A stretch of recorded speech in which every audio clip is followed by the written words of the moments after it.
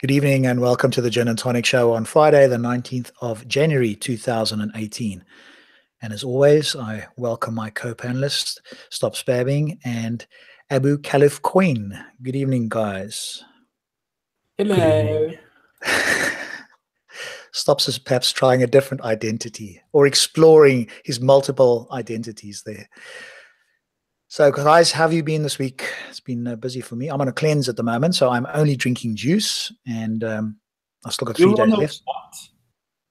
It's called a juicing cleanse. So you drink like juices that, to get rid of the sugar in the body and all that. Not that I have a lot of sugar anyway, but and it also helps you lose weight and get healthy and all that sort of stuff. So it's 10 days. I'm not a cleanse. I'm drinking German fruit juice. It's called beer. You have this, what is called? It's kind of a sour kind of beer that is almost like fruit juice. Yeah. It's called in southern Germany. Well, I've got 3 days left. So. Oh, is this the Weizen? Okay, they do this, yeah. So welcome to everybody who's watching as well, and to those in the comments. If you are a Muslim and you would like to join the conversation, please type in the Jinn&Tonic show. So I'll show you in the comments here how to do that. If you do this, that will get my attention, or Stops or Abu, who will also be watching. That'll get our attention. And then you need to friend me on Facebook. I'm not going to send the link publicly through the chat. We've had trolls on here before, and it's happened apparently to Titans TV as well recently. So if you want to join, then you do need to friend me on Facebook. I'll send you the link, and you're welcome to join the conversation. So before we get started, is there any news or anything you guys want to share before we get into crazy comments and then get on with it? I like the good reputation of camel juice. Camel juice. Yeah, in the chat, somebody's propagating camel juice. Yeah, that's kind of propagated by Muhammad as a medicine. Drink to what they're drinking in München or whatever. I can't. I must confess, I haven't tried it myself. I don't know if anybody has, but can share with us their experience. What, the beer from south of Germany or the camel juice? No, the camel juice. I think the camel juice and the beer from southern Germany. It looks similar. Yeah, I'm sure it tastes very different. It might be a yellowish color, but I'm sure there's a particularly different taste. Well, on that, who says this channel is not informative and it's educational? We are educating you about camel juice and beer. There's somebody. Evening from icy cold, snowy Glasgow. Good evening to you, sir, from Glasgow, and to wherever you are. Let us know where you're calling in from, more or less, if you feel safe enough to do that. Strange that we have to say that in 2018 in the UK, but obviously people who are watching might be from all over the world. But yeah, let us know where you're calling from. It's great to know, where people are tuning in from. So shall we get started with the crazy comments? Then we'll get into our topic for this evening. And at any point, as I say, if you want to join us, then feel free to do that by letting us know in the comments, and we'll add you in. Now, that doesn't help me. I just need to make sure that I can share this with everybody. Right, so our first crazy comment of the evening certainly is a crazy one. So here we go. Atheism, brain in a jar. They base their facts only on science, disregarding the fact that science can't go beyond infinity. Well, what can go beyond infinity? Why is it so difficult to understand what a person is without a God belief? Why is that so difficult? Why are so many people so fascinated and so devastated at the same time, and so totally perplexed at somebody not having a God belief? I don't get it. I think partly it's a comfort thing, and partly it's an ignorance thing. Now, I'm not saying that of all theists. Obviously, there's some very smart theists, way smarter than us. But I think there is a comfort thing, and there is this thing. I was speaking to somebody the other day again about it, where we don't know certain things. There seems to be in certain people anyway. I don't know whether it's innate, whether you can argue it's innate or not, for this thing of what I don't know is not good enough for me. So therefore, I will accept, it was somebody who might be watching here, actually, therefore, I'm going to accept this answer of a God of some kind. I don't know. This thing about beyond infinity is true that science can't deal, like, in order for something to be a science, it has to be like experimentally testable and so on. But I would say that mathematics can go beyond infinity. What does it mean even to go beyond infinity? How would I don't know. That I don't know mean? what he means, but you can say that George Cantor's mathematics goes beyond infinity. Oh, does Yeah, it? but they need to show some sort of restriction here. They need to hate science unless it proves the Quran, of course. Yes, I mean, science is obviously the eminent domain that challenges religion. So what I notice, and we've spoken about it before, is that what they're trying to do is put science to one side. If they could somehow get past science, well, now they feel like they're on an even playing field. So if we can somehow get people to realize that science isn't something that's in contrast to religion, well, now we've got a chance. But as long as science is there and it doesn't disappear, which it has no intention of doing, then that's going to be the challenge for them.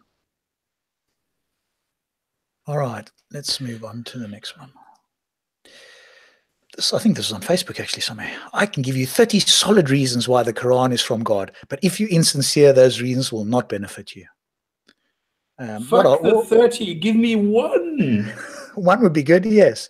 But what's that? That's like an unfalsifiable claim. I think there's a particular fallacy name. If somebody's watching and they know the fallacy of this, hey, I can give you all these reasons, but if you don't believe any of them, then you are insincere.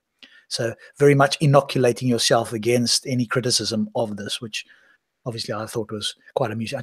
If there is an official fallacy name, I can't think of it, but yeah.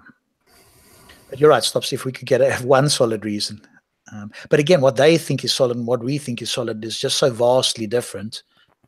I've always said their bar is so excruciatingly low and ours is quite high. And obviously isn't there a name for the logical fallacy of, like, if you make many false arguments, like many arguments that in themselves are not like valid, but if you make many of them enough, like then it becomes true.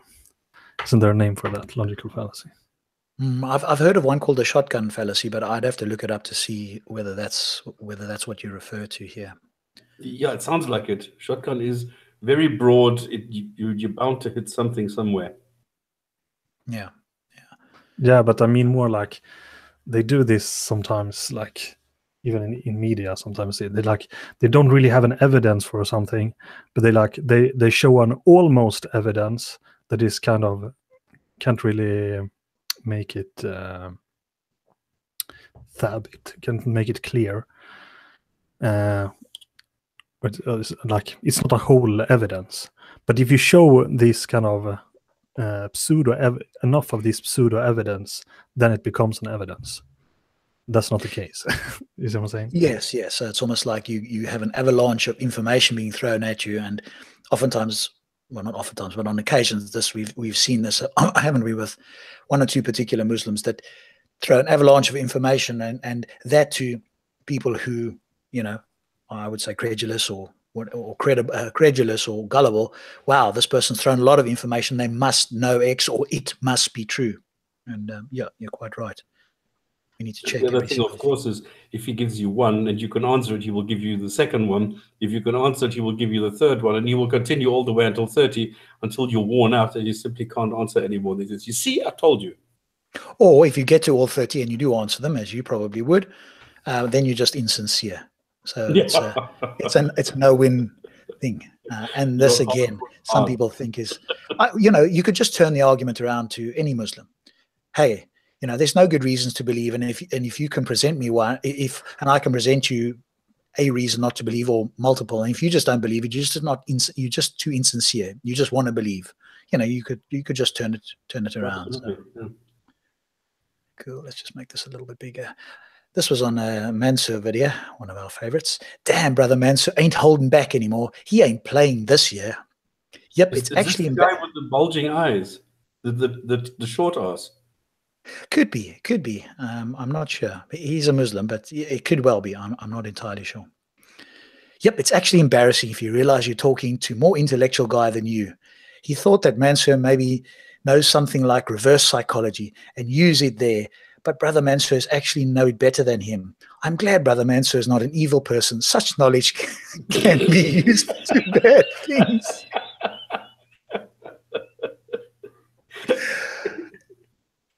You can't say we don't entertain you guys every so often. Happy Valley, he's like Deadpool and breaks the fourth wall. I don't need to know the plot, but where he wrote the script. So obviously somebody's comment has been deleted there because somebody had a comment in there, I guess, somewhere. Oh, there, it's at the bottom, sorry.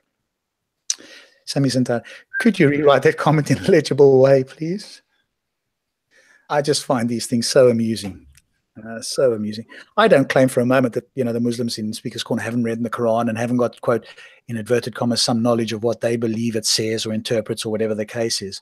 But to make these sort of wild statements, and then all you have to do, of course, is bring in somebody that actually knows what they're talking about, perhaps either on the Quran or not, most often not. I don't see, that many experts, non-Muslim experts down there on the Quran itself, but I do see obviously once or twice experts in other fields, and of course that's when it doesn't look good for these guys. There we go. So this was Facebook. Here's our friend Hassan Radwan. Hassan, if you're listening, you're welcome to join us again at any point. So he was on the he was in the Facebook group, the Speaker's Corner Hyde Park group, and here's what part of a conversation that ensued. So he asked, let me put it another way, how Sem?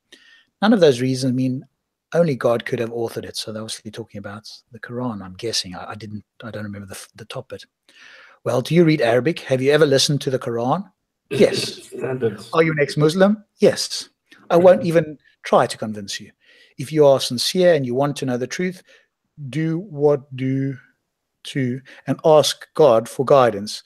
You will find the answer you want if you are sincere and truthful. The key is sincerity and truthfulness, and Allah will never let a sincere person down.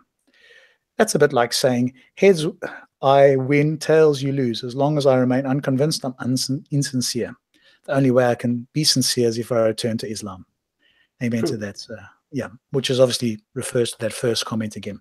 So you've just got to be you've got to be sincere. See, none of us are sincere enough. The fact that we have doubts. A sincere truth seeker. Yes. So it's a I don't know if that is a circular argument. It's like, okay, so if you don't believe, then you're not sincere. I don't know. It's certainly a fallacy in thinking. We could just aiming at those speaking in the Hangout, saw the title, got interested. What was aiming at those speaking in the Hangout? Sorry? There's somebody in the chat, Ramo Dim Nahom, whatever, and he says, was aiming at those speaking in the Hangout. Saw the title, got interested. But I don't know what he was. Oh, you'd have to scroll up. Maybe he's made a comment there. So Hazan is an Arabic speaker with a degree in classical Arabic and was an Islamic teacher for decades. Exactly. Oh, yes, yes. I thought it was the same logo. So Ramo Demnahom has an R as a logo. Okay. Okay, Ramo, if you've got a question, either ask it there or come in here and talk to us. We're open. There's no censorship here. We are totally open. We do not hide anything. If you want to know something, come on in. And if we don't know something, we will actually say, I don't know. As painful or fearful as it might be for some people, I think we are okay with it here. Right. Someone should challenge this guy on a charity boxing match so we can see if he's about that life. So this was Tan.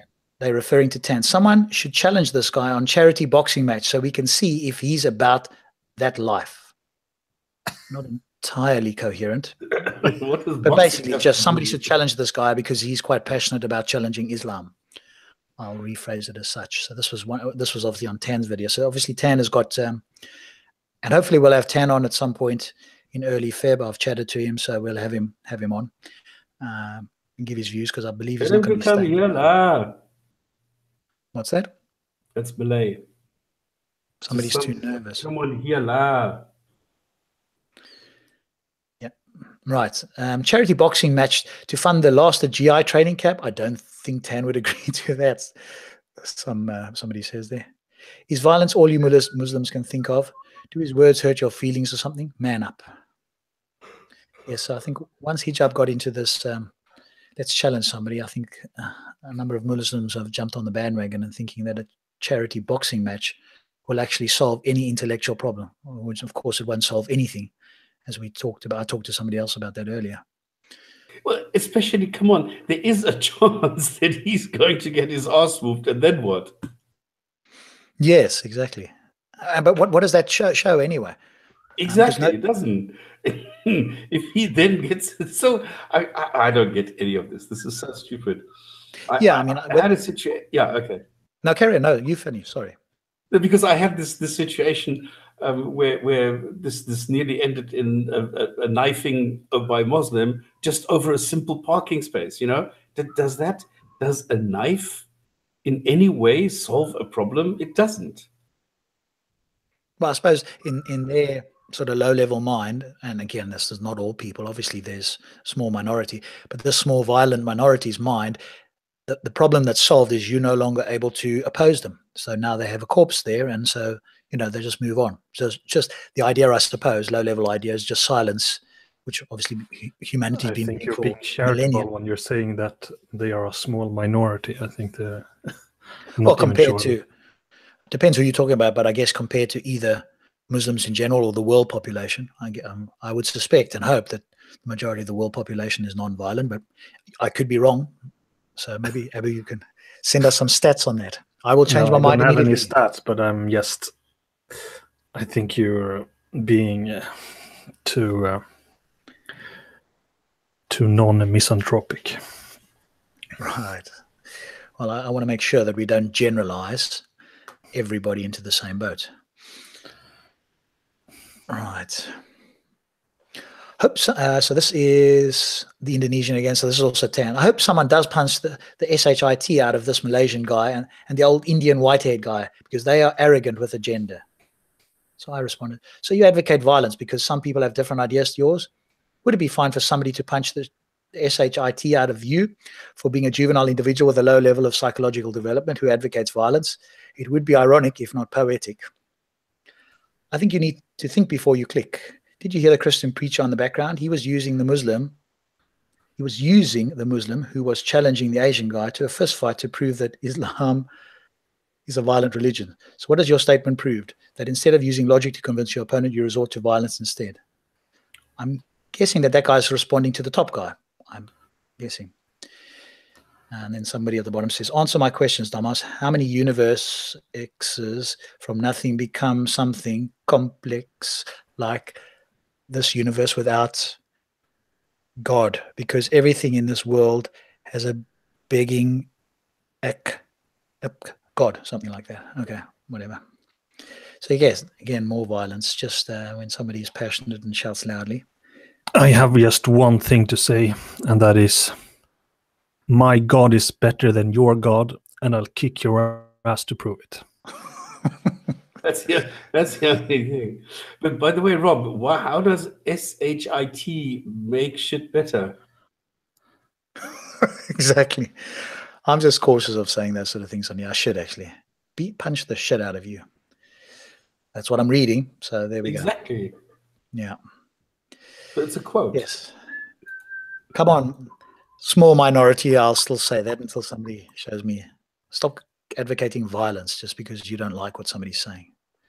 I'd love to actually have a neurobiological scan of some of these violent people's brains and see what lights up when they see somebody insulting the Prophet or insulting Islam. What is it that actually lights up in the brain? Well, I think we can tendency? Tell it's kind of easy. It's their amygdala lights up and their prefrontal cortex shut down. Oh, really? Okay. I'm not an expert, so I'll take your word on that. No, what else is there? Must be. Oh. But the problem with them is that it's not that their amygdala, like, my guess is that their prefrontal cortex doesn't work as it should, because exactly even like normal, or like even you, Rob, probably have your amygdalas probably works. The difference between you and them is that you also have a well-functioning frontal cortex. I hope so. I mean, when I was younger, and I don't know if it's the same, I could have been more easily provoked, but it would have been provoked Yes. if there was a attack against me or a family member or somebody innocent. I would be Yes, but that proved more my easily. point. Yeah. That's And now, of because- course, it's far less likely to be the case. Because since you're a male, your prefrontal cortex wasn't like finished in the Owen until you were 25. So the younger you are, if you were like a teenager, then like your limbic system gonna be hyperactive in proportion to your frontal cortex. Yeah. So it's still in development. So obviously, while you're in the development stage, it's more sort of primitive, would you say?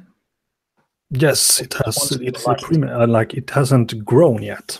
It's the last part that, like when you're a teenager, pretty much all the parts of the brain is finished, except your the frontal part. Yeah. Yeah. All right. Again, it's Tan one. Obviously, these guys seem to love Tan. He needs to go back to China, wherever he's come from, instead of causing problems with Muslims. He's not welcome here. He deliberately causes problems with Muslims and tries to piss them off. And when Muslims retaliate, he says how Muslims are violent and bad people. This is exactly what he's doing. If you're going to cause trouble and attack and call people names, expect to be attacked back verbally and physically. If the Chinese guy didn't want problems, he wouldn't be deliberately insulting people. What goes around comes back around, and one day he's going to get his face smashed in. And so I think I responded here. People need to get over this low-level juvenile need to resort to violence when they feel insulted or offended. Non-believers could, but would not, resort to the same tactic and be non-believers could, but would not resort to the same tactic and be violent every time they hear people claiming an invisible supernatural entity exists, as it's deeply offensive, and you would have no defense, I typed that wrong, if you wish to remain rational and consistent. So essentially I'll say, well, I could say the same thing, and that's the problem. Anybody that says, oh, I'm offended or whatever, I could say the same, and we all could. And we're offended every time you talk about this invisible entity that you claim exists. It's offensive on human intellect. And so I want you to stop doing it because I'm offended. How many of them are going to stop? I think we can safely say a big fat 0. And this was from Stops. We did think this was funny. So Stops, I think maybe Stops is being blessed. You see, it could actually be that we've got a benevolent or a tricky God or an evil God.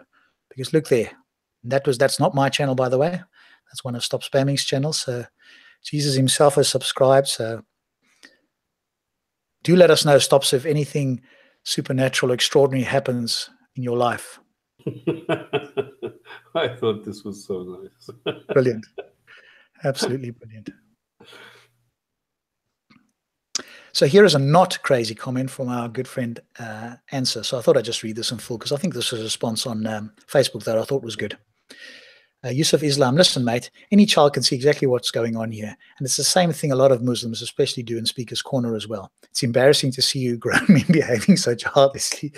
You pretend that your religion is so great and you can defend it intellectually with weight of logic and arguments. However, when people make valid criticisms of your religion, referring to well-documented Islamic sources, you guys very quickly and very regularly start making personal attacks, become rude and even threatening.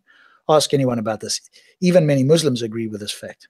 So as planned, when the critic of Islam responds in kind, and sometimes doesn't even do that, as in this case, when none of you have been able to provide any evidence of any transgression of the rules, you guys then make it very obvious that you are not able to intellectually defend your beliefs. It's also very sad that you actually think that everyone can't see exactly what's going on. You'll always have a following of brainwashed and intellectually dishonest believers who are so cognitively dissident that they will still act as if your behavior was reasonable. And quite frankly, nobody else wants people like that as supporters anyway, because their only value is as a number. They will make your ideology look very bad indeed, because they will never be able to hide the fact that they are intellectually vacuous. So I thought... perfect. Could be me writing. A very well summarized and written response by Answer. So if you're listening there, buddy, that's a shout out to you. Well done. Yeah, that was the last one there. So let me just close that down and stop that. There we go. Good. So that Is there any comments there that anybody wanted to respond to before we hop into the main? Because I'm not going to see the comments now, so stops every now and again. If you can keep an eye on the comments. No, it's just talk about circumcision. People want to get down to the business. Right, let's do that then. Cool. Are you gonna skip my Chris comments? Oh, sorry. There you go. You see, I did almost forget. So if you want to bring that up, Abu, share that, and then you can handpick a few of them there. Okay, I don't know if they're interested, but okay. Have to get. Okay, so let me ask first. Hang on a moment, Abu. Just give us a one in the chat section there if you'd like Abu to share a few of his crazy comments as well. They're a little bit longer, but he'll cherry pick the ones that he thinks is most useful, or a two if you want to go straight into the circumcision. We'll give you 30 seconds there to make that call. I'll read this. One if you want, Abu's, and two if you want to go straight into it. Carry on, Abu, if you've got something else there. Anyway, I read this first one. This is interesting Arabic. This funny. Like, may Allah uglify you, and Allah's curse be upon every atheist and Rafidi, I mean Shia, and Suhyuni, Zionist. So I said, may Odin's curse be upon you. I love that. So, of course, they wouldn't worry about Odin's curse, just like we don't worry about their curses. So we've got one person who said a 1 and one person who said a 2. So is there anybody else that wants to break the deadlock there? All right, give us a few. Go on, Abu. Just share us one or two there. Because this is the same guy as last week. So he was, just make it a bit bigger because it's pretty small. I don't know if I want to read everything, but there were some things that was kind of fun. Where were we? Just press Command, or I don't know if you're on a computer, Control Plus, so we can see the. There we go. And then just. I can still see it. No, now it's gone small again. I mean, you could just read it out. We can't see it very clearly. I mean, I can see it on my screen, but I'm looking at the YouTube live stream here, and if I bring it up here, it's pretty small. You can still see it. You can just see it. You can just see it for those. Can't you? If you click on my screen, can't you make it bigger? No, I can't. It's very large now on my screen. Okay. No, I mean, it just takes whatever size. Anyway, I'm reading it. What should I choose?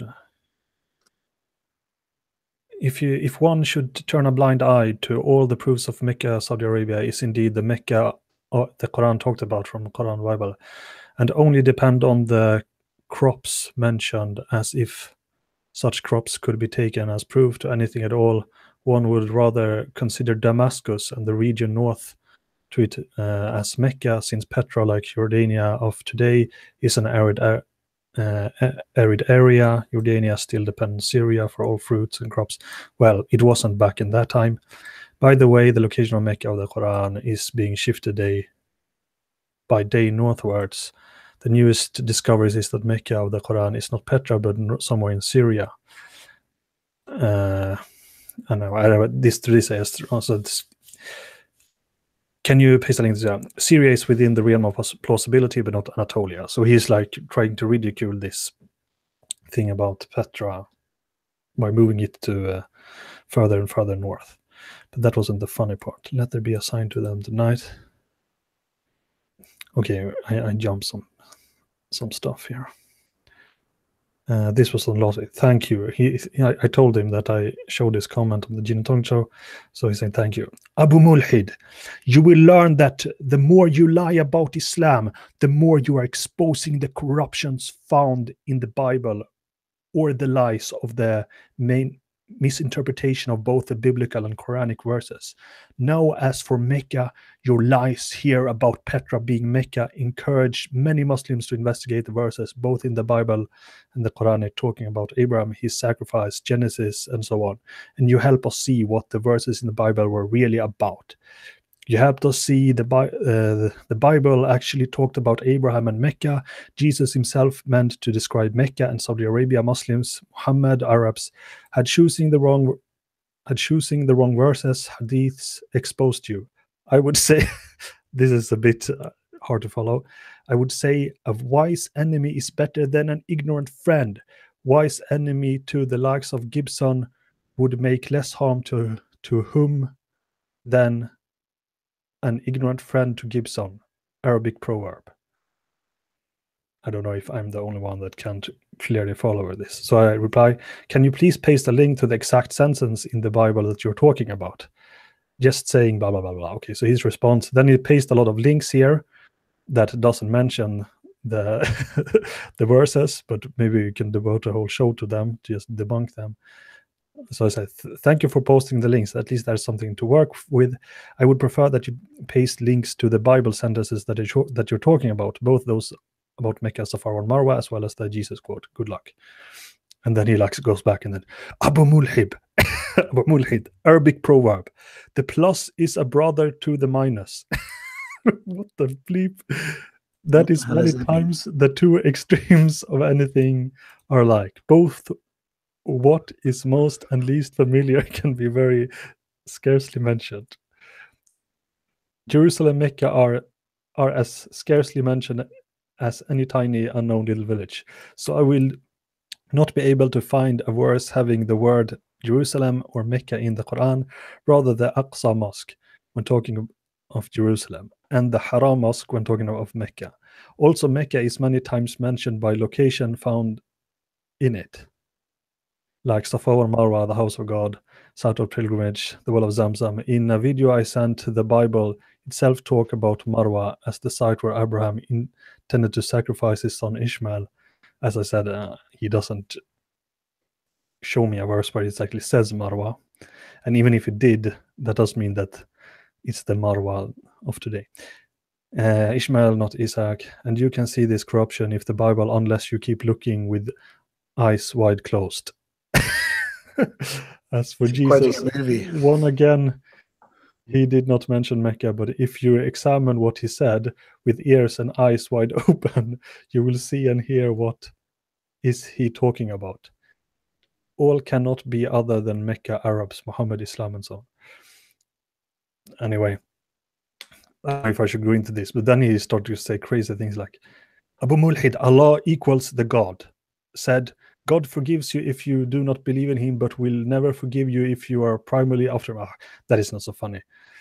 None of us like accused me of that is kind money. of crazy, though. Fair enough, but can't you at least paste a link to the sentence in the Bible? Blah, blah, blah, but it doesn't do it. We don't have to talk about money. But this is the funniest part. Abu Mulhid, Allahu Asghar. Allahu Asghar means it's the reverse of Allahu Akbar. Like I have that in my logo. So Allahu Asghar means, Allahu Akbar means Allah is God. Akbar is from the verb or the word Kabir. So Akbar is the biggest, and Asghar means the smallest. So Allahu Asghar means Allah is the smallest. And Abu Mulhid, Abu means daddy, Mulhid means atheist, are signs of infantilism. I am a psychiatrist. Where they're giving science sort of degrees these days. Anyway, you are a mulhid, disbeliever. It's most often used as atheist, from ilhad. Even with regard to Buddhism, I said that I'm like Buddhism and so on. If we suppose that it is a religion, hopefully when you grow up at the brain front, you will know that as human beings, we know nothing. The Qur'an, the only divine book that has not been corrupted, will help you see reincarnation and nirvana are indeed facts. This all holds if God wanted to guide you. Qur'an opens the heart of the whom wants to, and tighten the chest of whom he wants to, like when you go upward in the sky, shortage of oxygen make one suffocate and feel his chest is tight. Quran, it is no use trying to guide those whom God did not open their heart. Such are blind, deaf, and mute, and cannot comprehend. So this is what I've got one question for you. Why are you engaged in such a long dialogue with this fellow?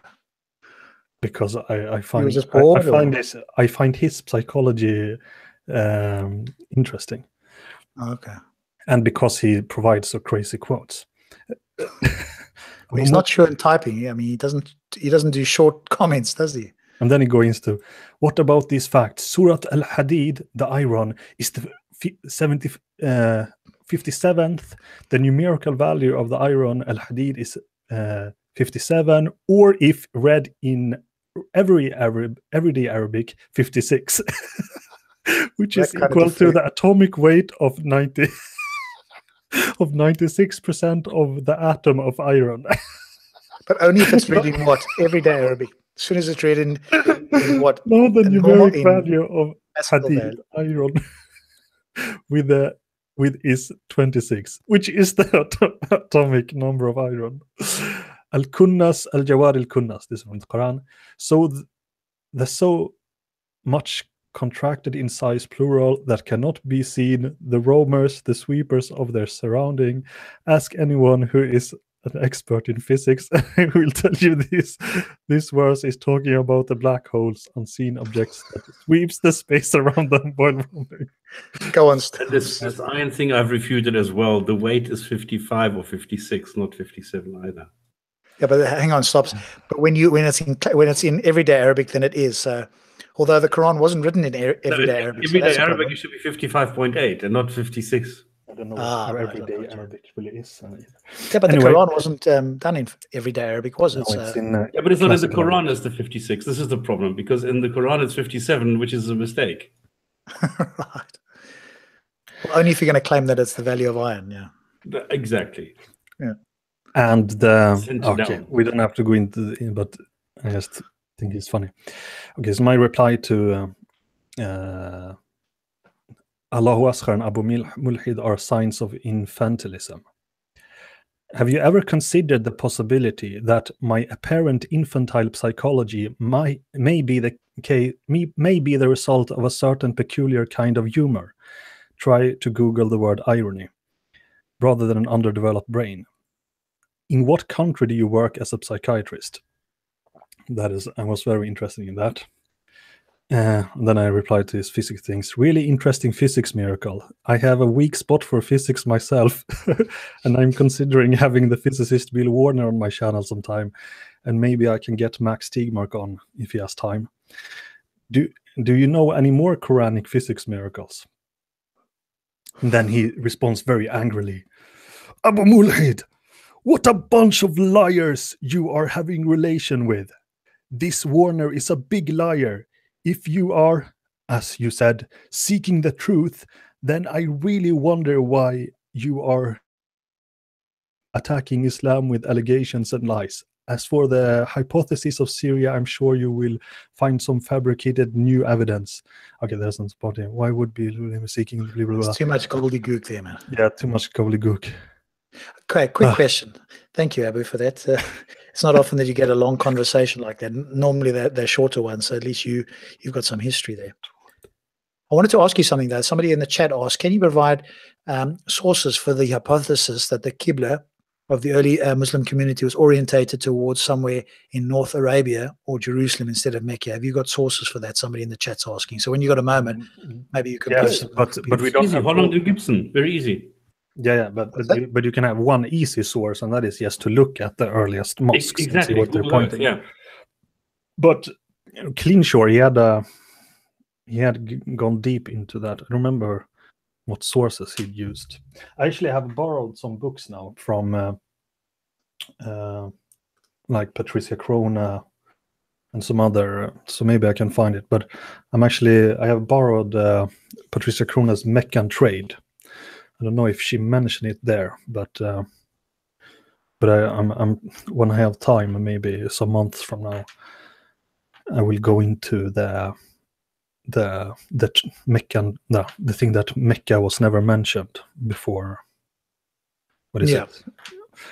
And then maybe I can find the mosques. But meanwhile, you can just look what the mosques that have survived, what they are pointing to, and they are not pointing to Hijaz. They are pointing to. You have this old in Egypt, which is pointing somewhere to the east, like it goes, and you have this in Kufa, for example, is pointing to the west, to the same point, and it goes somewhere in the area of the Negev desert, or somewhere in there between. So my I'm not sure about Petra, but I think Negev Desert is probably the best guess, somewhere in that area. Okay, so if there's anything, you could just post a link into the chat there for somebody to go and have a look. They were inquiring. That'll be cool. Okay, but and the last thing, yes, Abu Mulhid, hadn't you talked about the joke, proof fruits being an evidence for anything? I perhaps would not have called you infantile. Likewise, the whole lie of Petra, Hijaz, Nabateans while neglecting anything in the Quran or even Bible that testifies against anything else other than Mecca. As I said, he hasn't shown anything, so he just wants me to take his words. Anyway, I find this is very interesting, and I'm if he really is working as a psychiatrist, I'm genuinely worried about his patience. Yeah, yeah.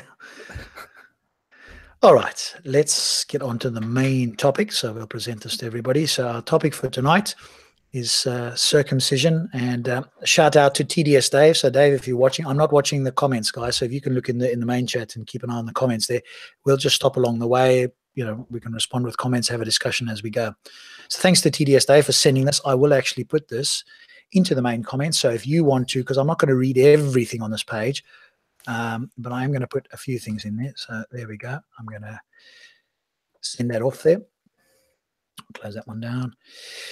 All right. So circumcision, does the Quran approve genital mutilation? So there's, as you can see here, this is quite an in-depth page. It goes into quite a lot. I'm not going to go past probably around about 12 or 13. I read through this already, and I think that you could easily do 2 shows on this if you wanted to.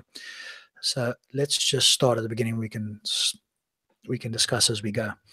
The word circumcision means to cut around. In male infants, circumcision is an operation which involves tearing the foreskin away from the glands, head of the penis, cutting along the top of the foreskin, then clamping the foreskin and cutting it off. The skin of the penis is a complex movable sheath with no clear indication of where it should be cut during the circumcision. This means that the amount of foreskin removed from one circumcision to the next can be very different, and no 2 circumcisions are the same. So that's interesting, because you would have thought, with so many people doing it, it would be sort of standardized, but clearly that's not the case. Well, the penis doesn't have a line on it or something saying, please no, cut exactly.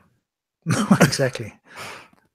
And everyone will be different as well, isn't it? So now, okay, let's read this, but then I want to ask you guys something about it. Prophet Ibrahim and circumcision. Circumcision and Prophet Abraham is actually not in the Quran. The Quran deals extensively with Prophet Ibrahim. His name alone is mentioned 67 times, yet the Quran says nothing of him being circumcised or being commanded to do so. Rather, it was his faith in Allah and devotion to him alone, which is stressed throughout the Quran and which is to be followed. The Quran deals with Prophet Ibrahim's construction of the Kaaba and other matters, but it does not say he was told to cut off his private parts. There is an important lesson why, as we shall see shortly. Quote, they say, be Jews or Christians and you will be guided. Say, rather adopt the religion of Ibrahim, a man of natural pure belief. He was not one of the idolaters. Unquote. Quran 2, 135. By the way, do you know that the hadiths say the exact opposite? Do not as the Jews and Christians do. Oh, really? No, I wasn't. Have you got a hadith that you could bring up at some point, or do you know which one for people? Oh, there's several. Oh, okay. Because obviously we'll have some viewers who won't take your word for it. Stops you are an infidel and a Islamophobe, so anything you say is probably not true. So I just wondered if you had something for those of us, but I take your word. So there's, but then of course I guess people will what? Just say that hadith is not authentic, or what would they say then? The only thing, there's only 2 things they can say. The one thing is it doesn't exist. The other thing is it's weak. Yeah. Okay, I just want to do something here. Hang on 1 second for me. I thought there was a way to minimize our pictures here, because I don't know if the pictures are showing. Let me just look again at the. No, it's not showing. Oh, that's good. Cool. We follow the way of Ibrahim by following the religion communicated in the Quran, not the Bible, where this injunction is found. Teachings of Allah in the Quran supersede them. Allah wants to clarify to you the way of those who went before you and guide you to it and to forgive you. Allah is all-knowing, all-wise. Okay. Allah tells us that here we really sort of get into it. Allah tells us that He has created the human beings perfectly. In numerous verses in the Quran, Allah tells us that He has created everything, including human beings, in the most perfect form. In the following verse, Allah explicitly states that in regards to the human creation. We have indeed created man in the best of molds, Quran 95:4. This means that when a baby leaves the mother's womb, he or she is in the most perfect of shape, down to the finest detail. Nothing needs alteration. With regards to the development of the baby, Allah states the following. Then we made the sperm into a clot of congealed blood. Then of the clot we made a lump. Then we made out of the lump bones and clothed the bones with flesh. Then we developed out of it another creature. So blessed be Allah, the best of all creators. Quran 23:14. Note that Allah states that He is the best creator, and the resulting completed creation of the baby is thus in optimal form. In another verse, Allah says, the work of Allah who has perfected everything. Quran 27:88. Also in 3 other verses in relation to human beings, He says perfected. So I won't read all of them, but it's the same thing. Perfected your design, etc. And then for those who want to, did I post this link? Sorry. Yes, I did post this link, didn't I? For those who want to, you can have a closer look there and read it. And I'm sure, Abu, you could read this. And I'm guessing it would say what it says below there. So I'm searching for... should I read this? Well, I mean, only if you think it differs from what's below, or if you can confirm it's what it says below, then that's all we need, really. The one who has perfected everything, has created and began the creation of mankind from clay. Yeah, roughly. Yeah. Okay, so I think it's pretty clear that, certainly to me anyway, and hopefully to you guys, that the Quran clearly states that Allah has created, when He's created everything, that would include humankind, human beings, obviously. All these verses tell us that Allah creates human beings, male and female, perfectly in the mother's womb. The design of the foreskin of the male is an intentional act of creation. Allah did not make a mistake in designing the foreskin of the male. He does not need mankind to take a knife and start cutting off part of the penis on males, as if it was corrective procedure to a design flaw. Allah states, you will not see any flaw in what God of mercy creates. Quran 67:3. The proponents of circumcision say there are reasons such as hygiene and other benefits behind them in doing this. This is actually an insult against Allah, because had it been better in any way to have not had a foreskin, Allah would have designed all male babies without that bit of a foreskin. As Allah states, He has perfected His creation. As per the Quranic understanding, medical research shows that the foreskin serves innumerable useful purposes and is designed intentionally by Allah to serve those purposes. There's a picture, although this is obviously of the... Yeah, okay. So the functions of the foreskin. Now we're going through this for those the readers there, just to give us all a background. Like, some of us kind of know little bits of this, but it's useful to know. And then we're going to get into some of the objections and so forth. I'm not going to read all of these, by the way, especially number 4 here. If you want to, feel free to go read this. It gives various functions of the foreskin here. There's a picture and so forth. And basically gives you the reasons. Rob, sorry, carry on. Just for those who are interested, we are not showing photos or anything of any sexual nature or anything like that. These are drawings, okay? So these are medical drawings, and this is not here to give you the impression that we are showing a male penis or anything like that. These are not photos, but drawings. Correct, and we are in fact discussing a medical procedure. So this is not fun or entertainment. This is actually an educational exercise that we're doing here. Quite right. Thank you. So that stops. There will be some photos later on, which actually shows the procedure. And just in case anybody thinks it's not on YouTube, if you type in circumcision on babies here in YouTube, you will get plenty of live demonstrations. We are not going to be showing anything live. And if you're a male, I watched 1 or 2 of these, and it was a little bit uncomfortable, to say the least, even for me watching it. So there's plenty of this on YouTube at the moment. So again, they talk about protection there. I won't go into the long sort of discussion around that.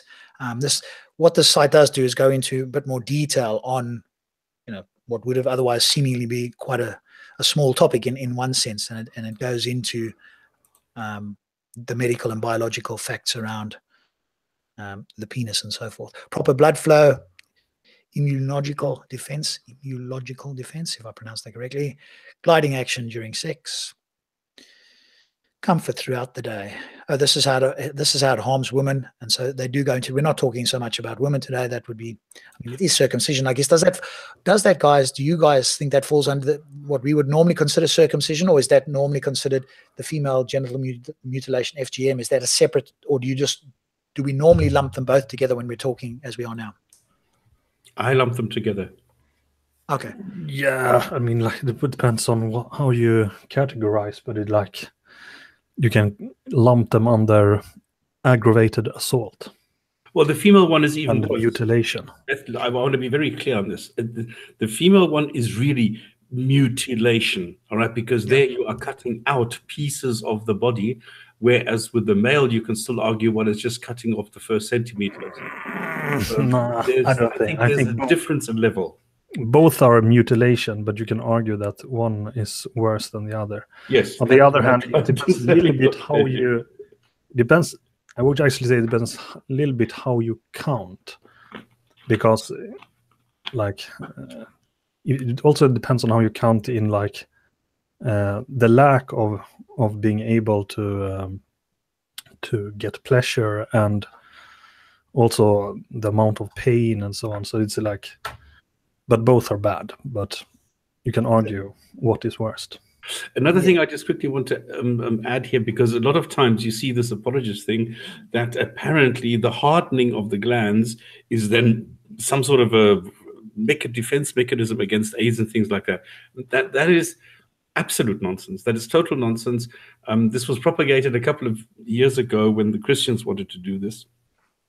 And especially in America, because in America, it's a cultural thing that you get circumcised because the Jones do it, probably going back to the Old Testament or something.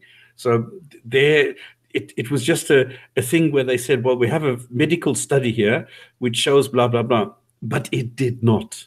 As soon as you went into the medical study and you looked at the details and you saw what was being tested by whom, on whom, when, and why, then you saw this was totally unrealistic. There was a Scandinavian... dude, I think it was a statistician. I don't know if he worked at Karolinska Institute, but he is a Scandinavian researcher anyway, who is very famous. But he was defending a circumcision in Africa, and said that it prevented AIDS or something. I doubt that he had any evidence for that.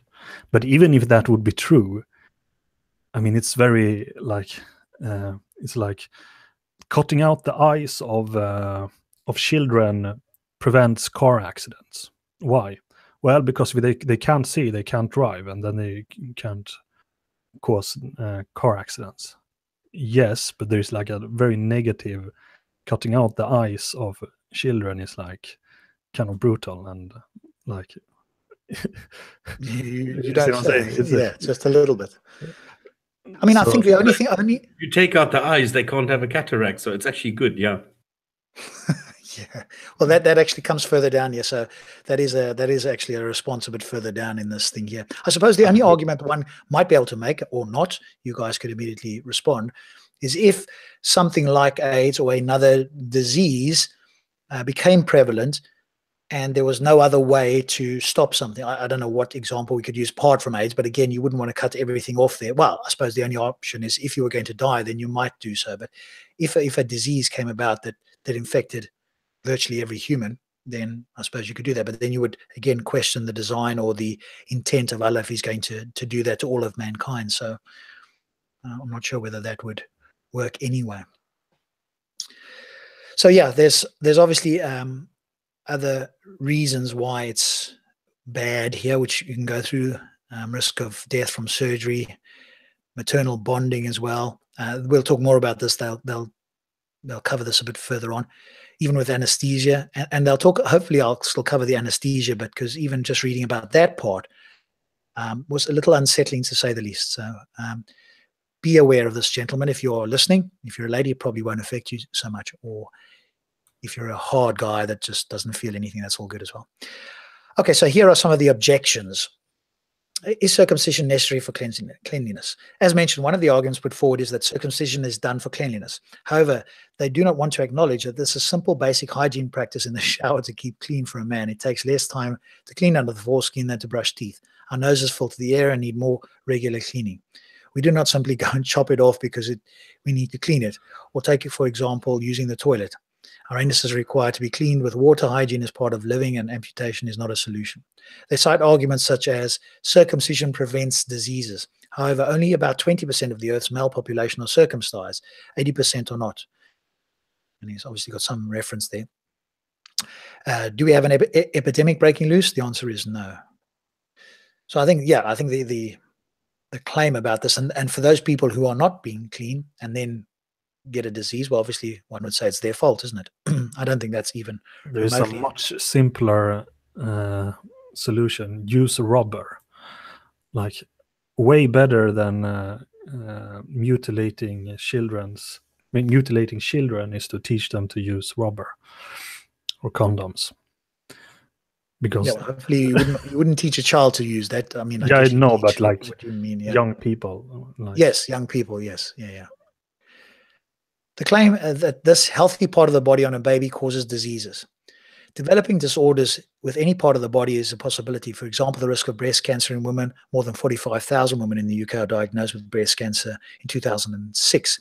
Yet this figure is very high compared to anything that goes wrong with intact penises. Should we put all girls through a mastectomy to eliminate the possibility of developing breast cancer in their lives, which is what you guys were talking about, or eliminate the possibility of developing testicular cancer in men? Should we remove the male testicles?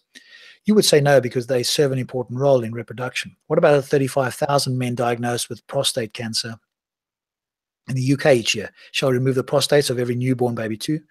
Like these parts of the body, the foreskin too, being part of the sexual system, serves important functions such as those we've discussed. Functions which you may not be aware of or have appreciated if you are a male circumcised a child at childhood or birth, or if you're a female. Routine amputation to a healthy and functioning part of the body is not the means to disease prevention. Well, I think that's quite clear. There's again a false accusation here about circumcision will prevent penile cancer, and they go into some details. I won't go through all of that, but there was some studies done, etc. That that's extremely rare. Only 500 in the UK. Only 500 men are diagnosed with it each year, whereas 35,000 are diagnosed with prostate cancer. Yes. That's a lot, isn't it? The recent study done by Wallerstein concluded that circumcision does not help reduce the risk of penile cancer, as the rates of penile cancer in Japan, Sweden, Norway, countries with a low rate was the same as the United States, which is a much higher rate of circumcision. In the view of all that being said, the Royal Australasian College of Physicians and the American Medical Association made a statement saying that carrying out infant circumcision with the hope of preventing penile cancer is not justified. Well, no kidding. If it is like 50 out of millions, I don't think that's going to be anywhere near a good idea.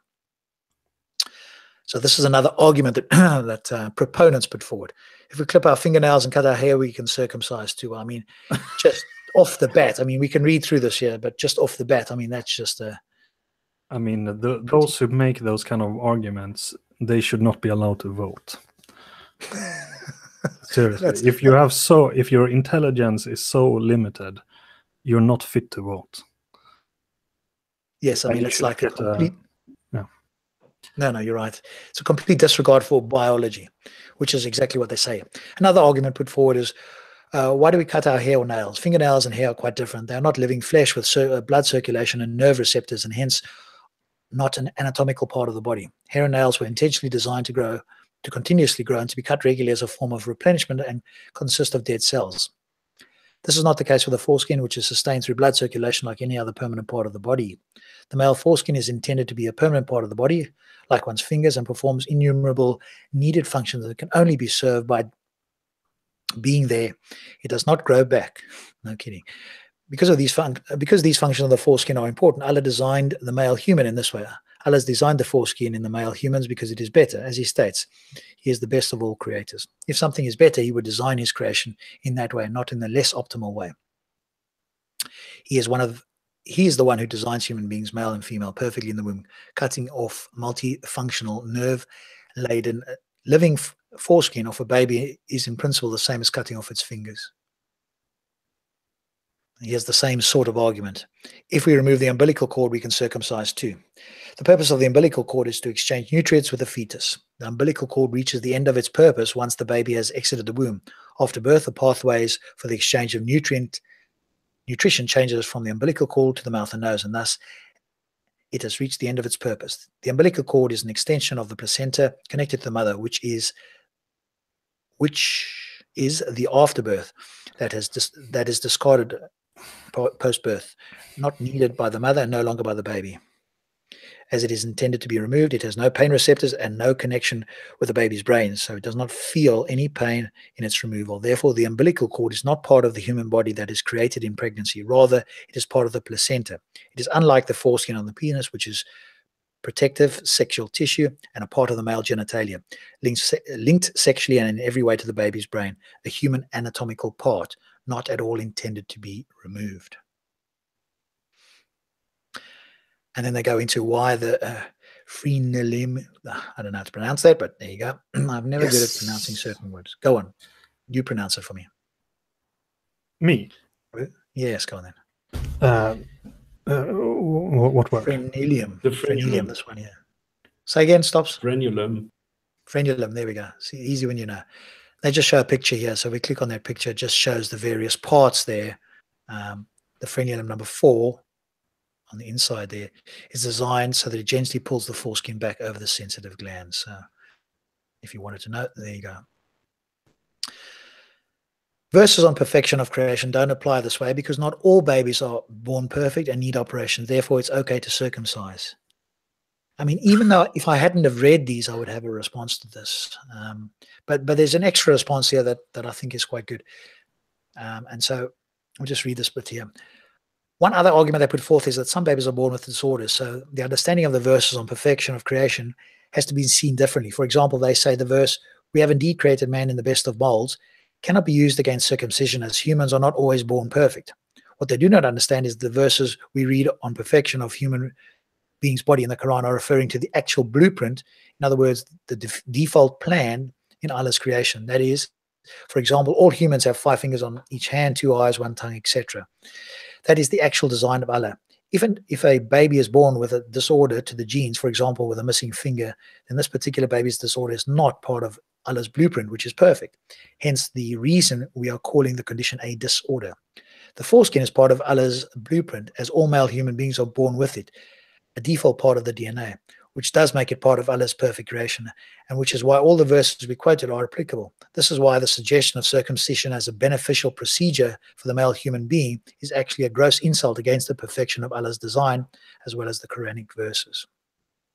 And there, just to throw in a verse, "Woe to man, how ungrateful he is. From what thing does Allah create him? He created him from a droplet and then ordained his proportions. Without nerve endings, one cannot feel. Without eyes, one cannot see." Yeah.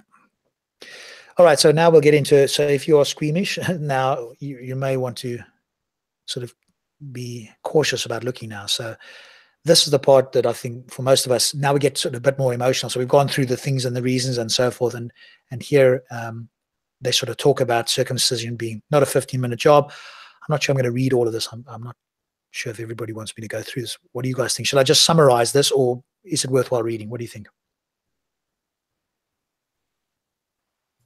As in you guys. Say again?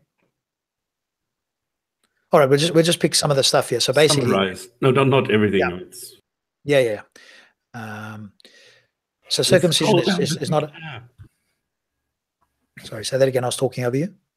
Scroll the picture out of the way. It's horrible. It is, yeah. And so that's obviously a clamp there. So they're basically saying that it's not a 15-minute job, and anesthesia is often not used on babies. Yet the injection required for anesthesia has to be applied to the tip, which is the most sensitive. And there's actually a video on YouTube that shows this. Same for you, same for me. If you want to watch it live, you will be, I think, most uncomfortable watching this.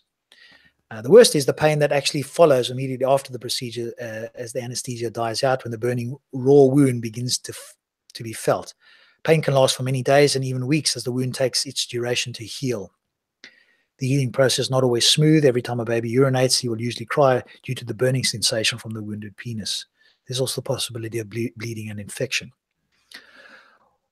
One of the ill-found mentality of ignorant parents not acquainted with the Quran is them thinking baby circumcision is now more preferable to circumcision on older boys who can talk. The pain coupled with the trauma. Okay, so what they talk about here is how this actually happens. I'm going to skip over this part here. Some people are trying to rationalize, well, a baby doesn't feel as much pain when it's small. In fact, that's not necessarily the case. The fact is that he will not recall the experience. So here's a picture, and maybe this is something that people who think this is okay need to look at these pictures. So here you have the baby. Boy is put through circumcision. All baby arms and legs are strapped down during circumcision. Doing this on an adult without consent would be considered a human rights violation and could put one in jail. So there you can see them snipping, and of course the child is in agony. And I think any human being that claims that the child doesn't feel pain only needs to have it done to themselves. The fact that the brain isn't developed doesn't mean that the nervous system isn't developed and that can't translate into pain. So we had the same argument with animals, isn't it? And so if you're saying that, I don't know if you're fully human, to be honest. And there we have a picture of them just lying there. And you can see the immense amount of distress on all the babies' faces. And I do want people to see this and to feel something about this, because otherwise it's just intellectual. It's all just, yeah. But here you can see live what is actually going on here. No. I know. It's just, yeah. I mean, it should be criminal, shouldn't it? I don't know if it is. In fact, the guy in Speaker's Corner actually said it was. So one of the experts that came down to Speaker's Corner, claimed to be an expert, said it was actually illegal, but they don't prosecute it for whatever reason. So there we go. Okay, and so these 15 coins here, yes, I apologize if you felt some disdain there. I do too, but I think people need to know, because otherwise it's easily dismissed because you don't hear it, see it, out of mind, out of, thought, out of mind type of thing. But there we go, to remind us all what's going on here. Research reveals that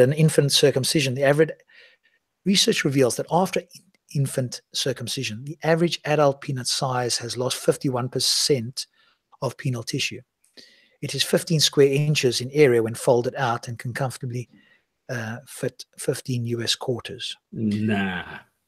So if I'm understanding what again, I'm questioning that myself, because what they're saying is the small amount that's cut off when you're a baby, I'm guessing what they mean to say translates when you become an adult to that amount of skin. I'm guessing that's what they mean to say. I mean, you can, or maybe what they mean is you can stretch it to that amount. I mean, Jesus's foreskin is rings of Saturn. I mean, there you go. Yeah, well, that's even larger, isn't it? Yeah.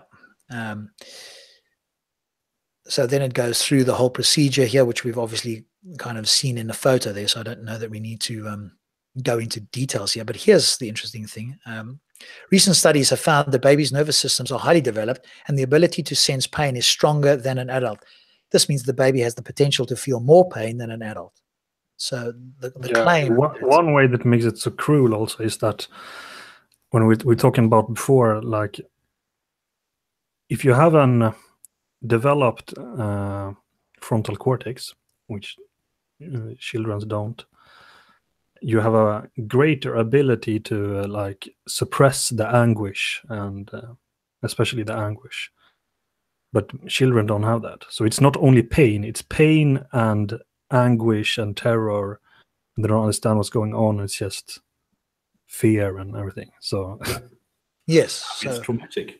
Yeah, it is. And the fact that people can't remember it, doesn't there's no defense against doing it to a baby. If that would be the case, then we can make, say, if you make an operation, you anesthetize.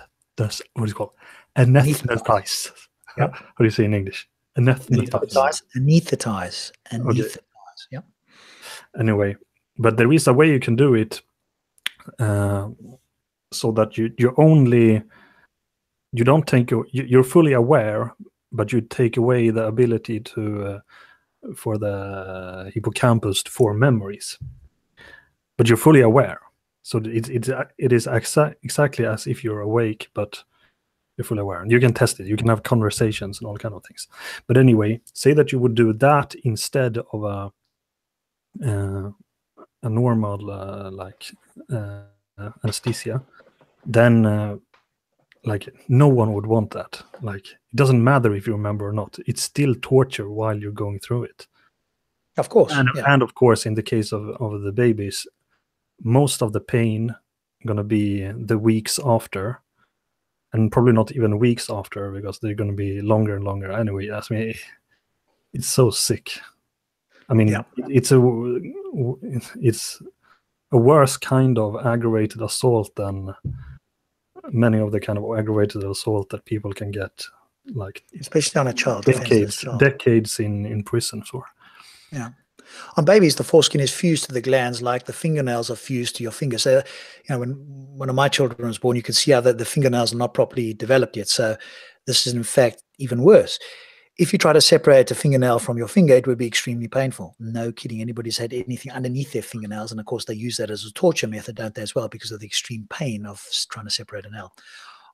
Just like that on the baby, the surgeon has to physically tear the foreskin away from the glands first before he can cut out the foreskin. So it's not like,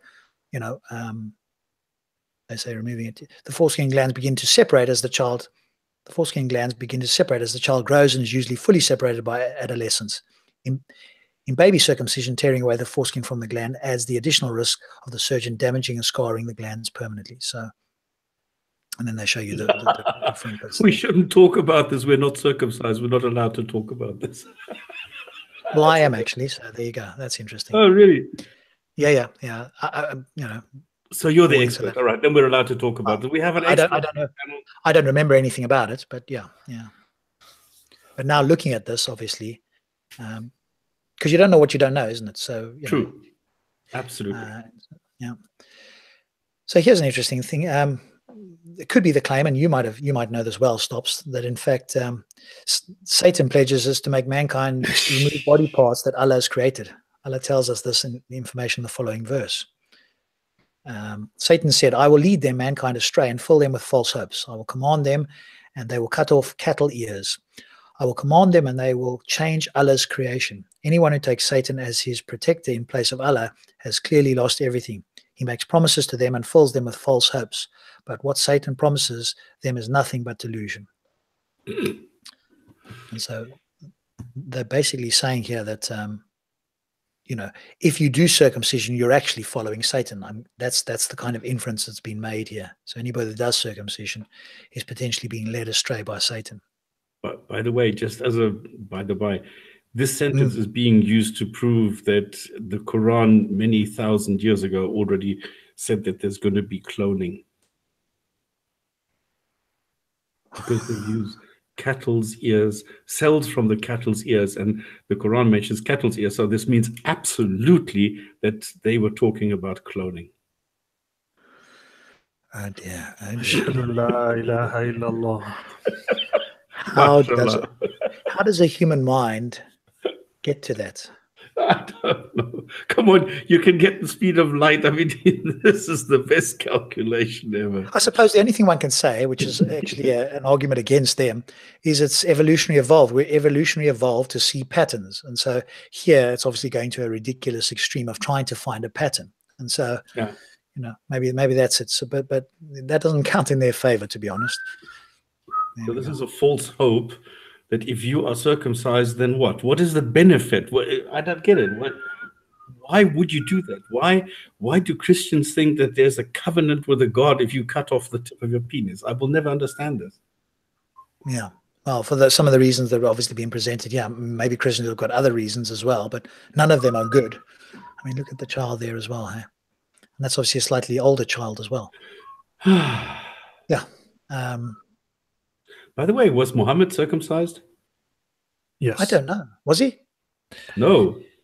Oh. Yes, he was. According to the hadith.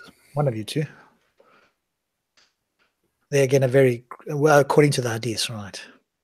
There we go, another graphic picture. Maybe not the same baby, or maybe it is the same baby, who knows. And then it goes into the historical origins of circumcision. I think that we'll stop it there. I think we've got the message there. Again, I will post the link here into the chat for anybody that wants to go and read more on this. So you have some interesting information. So if anybody claims it, again, thanks TDS Dave. I don't know if you were here earlier, but thanks for sending the link on. Nah, I just joined. Oh, okay. So Dave, a shout out to you for sending that link to me. We've gone through quite a bit of it. You've obviously read it yourself. Appreciate that. But I think if you can still justify it after this, then quite frankly, I'm questioning your humanity and your morality without a doubt. I don't know that anybody can still bring a defense that this is a moral or humane thing to do, especially to a healthy child, baby in this case, or child. But it's a shame we didn't have a Muslim here to attempt to defend it, or I would imagine possibly not, given Allah knows best. Well, if Allah knows best, then of course it's circumcision shouldn't be allowed. So anybody that does that is sinning against Allah, surely. So there we go. If there's anybody that wants to join the chat, I'll just have a quick look here and see if anybody wants to come in. Yes, there's somebody there. We'll just add our good buddy TJ into the... TJ, if you're watching, just have a quick look on Facebook. I've sent that to you. If you are a viewer... I can, if he doesn't have Facebook. Do you have TJ's Facebook? Yeah, I've got him here. I've just sent him the link now. So Go ahead, grab that, TJ. If there's anybody else who wants to join us, whether you want to talk on that topic, although I think most Muslims would be a little bit hesitant after going through that to talk on that topic, we will take you to task on that topic. But if there's another particular topic, then feel free to let us know. Otherwise... anything else from your side, guys, in terms of that? Is there anything else we need to say? Is there any other objections you've had, stops, or anything else from yourself, Abu, on the topic of circumcision? Well, number one thing, it's not mentioned in the Quran. Number two thing, it's just vague references somewhere in the hadiths. It's not clear to me what the basis is for any of this. So, I mean, if we go look at female, it's even more obscure. Like the two circumcised parts are meeting each other, and this is the total justification for female genital mutilation. That's crazy. I actually think there is one more evidence in the at least one more hadith for female motivation. Okay, but the point is, for the male, there are a couple of references, but it's not in the Quran. So it's not like this God said, well, look, I'm sending this down, but you need to show that you are believing in me, and therefore you cut a piece off and give it back to me or something, or bury it in the garden or whatever. It doesn't say that. So it's all based on humans interpreting something into something and then saying this is the way that it is. So this is, for me, it's stupid. I want to welcome in TJ at this point. The most stupid reason is you create a lot of unnecessary suffering in the world. That is the most, like, if you examine it in a logical way and look at it for what it is, I mean, it's so sick that we allowed it. It's one of the cruelest thing I think you can. It's so cruel. Yeah.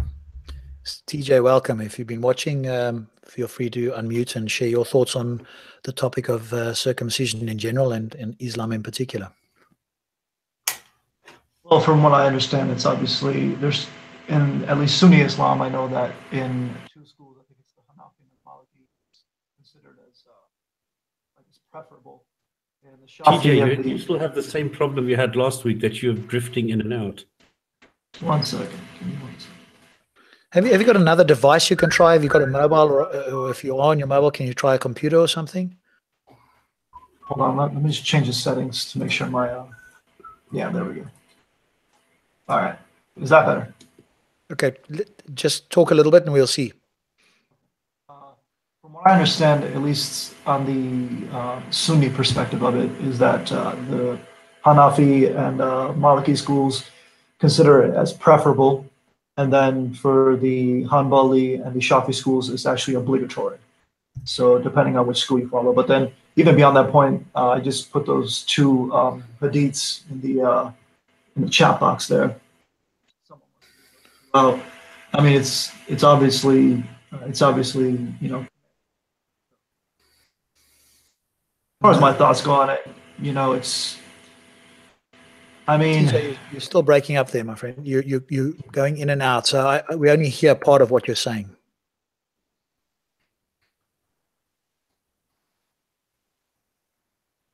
And your hadiths do that. And like what I was saying is I've found these hadiths which say the opposite, that you shouldn't do what as the Jews are doing, because then you're a kuffar if you're copying what they are doing. Do something different. well, and that's why Islam is just a mix of everything. It's a mix of paganism, it's a mix of Judaism, and it's a mix of Christianity, and then it has its own twist to it. So it's. And then you still pick and choose. Exactly. It has captured the worst thing from all different religions. Mm-hmm. Like negative cherry picking. And then combine it with, you know, political aspects and like a state, and then enforce it on the entire world. So it makes perfect sense. Perfect sense. Yeah, it's but they don't seem to have a problem with, you know, things being contradictory. I guess it's a case of, you know, if you're ignorant of many of the hadiths, that's quite helpful for your cognitive dissonance. If you have them, then of course now you have to overcome that somehow. As Bill Warner said, didn't it? I mean, Muslims just seem to live in this dualistic frame of mind, and you know that doesn't seem to be a problem. Or they can explain it away. Or they've got people, supposedly scholars, whose job it seems to be to try and find an explanation in some way that people can go, oh, okay, that's good enough. I'm not going to think about it. That he said it. He's a scholar. I'll just accept that. Mm-hmm. It's like you said, Stops, when we had Saracen on. I'm shame he's not here anymore. He couldn't give his own response. He's always referring to the scholars.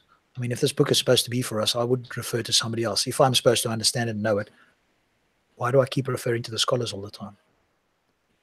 Well, because there has to be consensus. Ijma, it's called, you know, ijma. So they have to agree.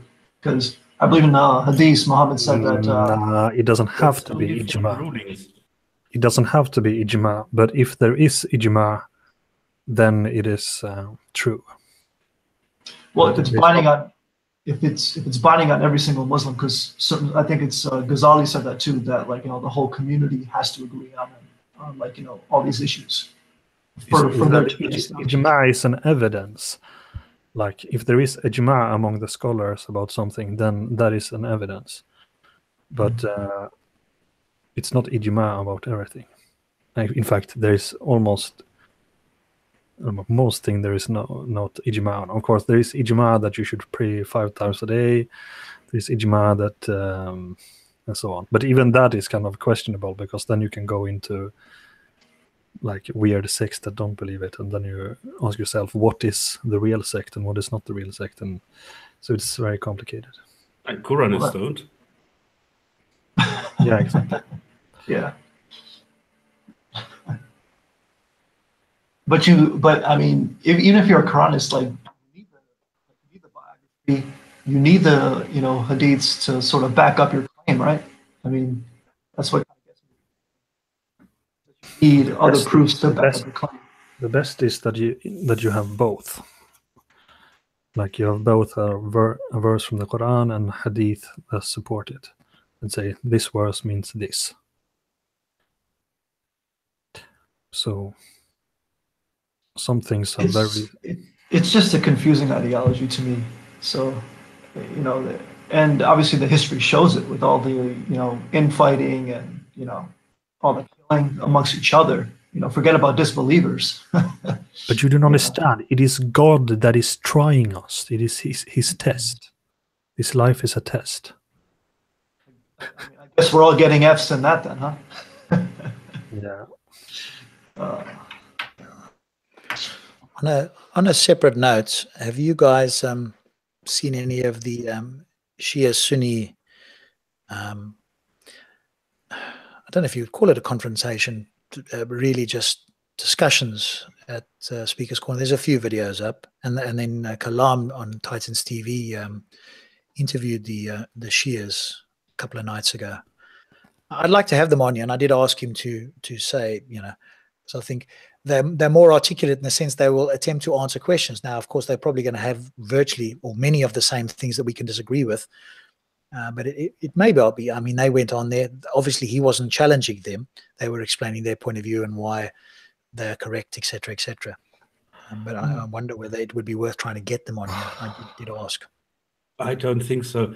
I listened to, I think it was 3 hours with Hijab and this Shia, and there were some others also in the park, and I realized that it's semantics.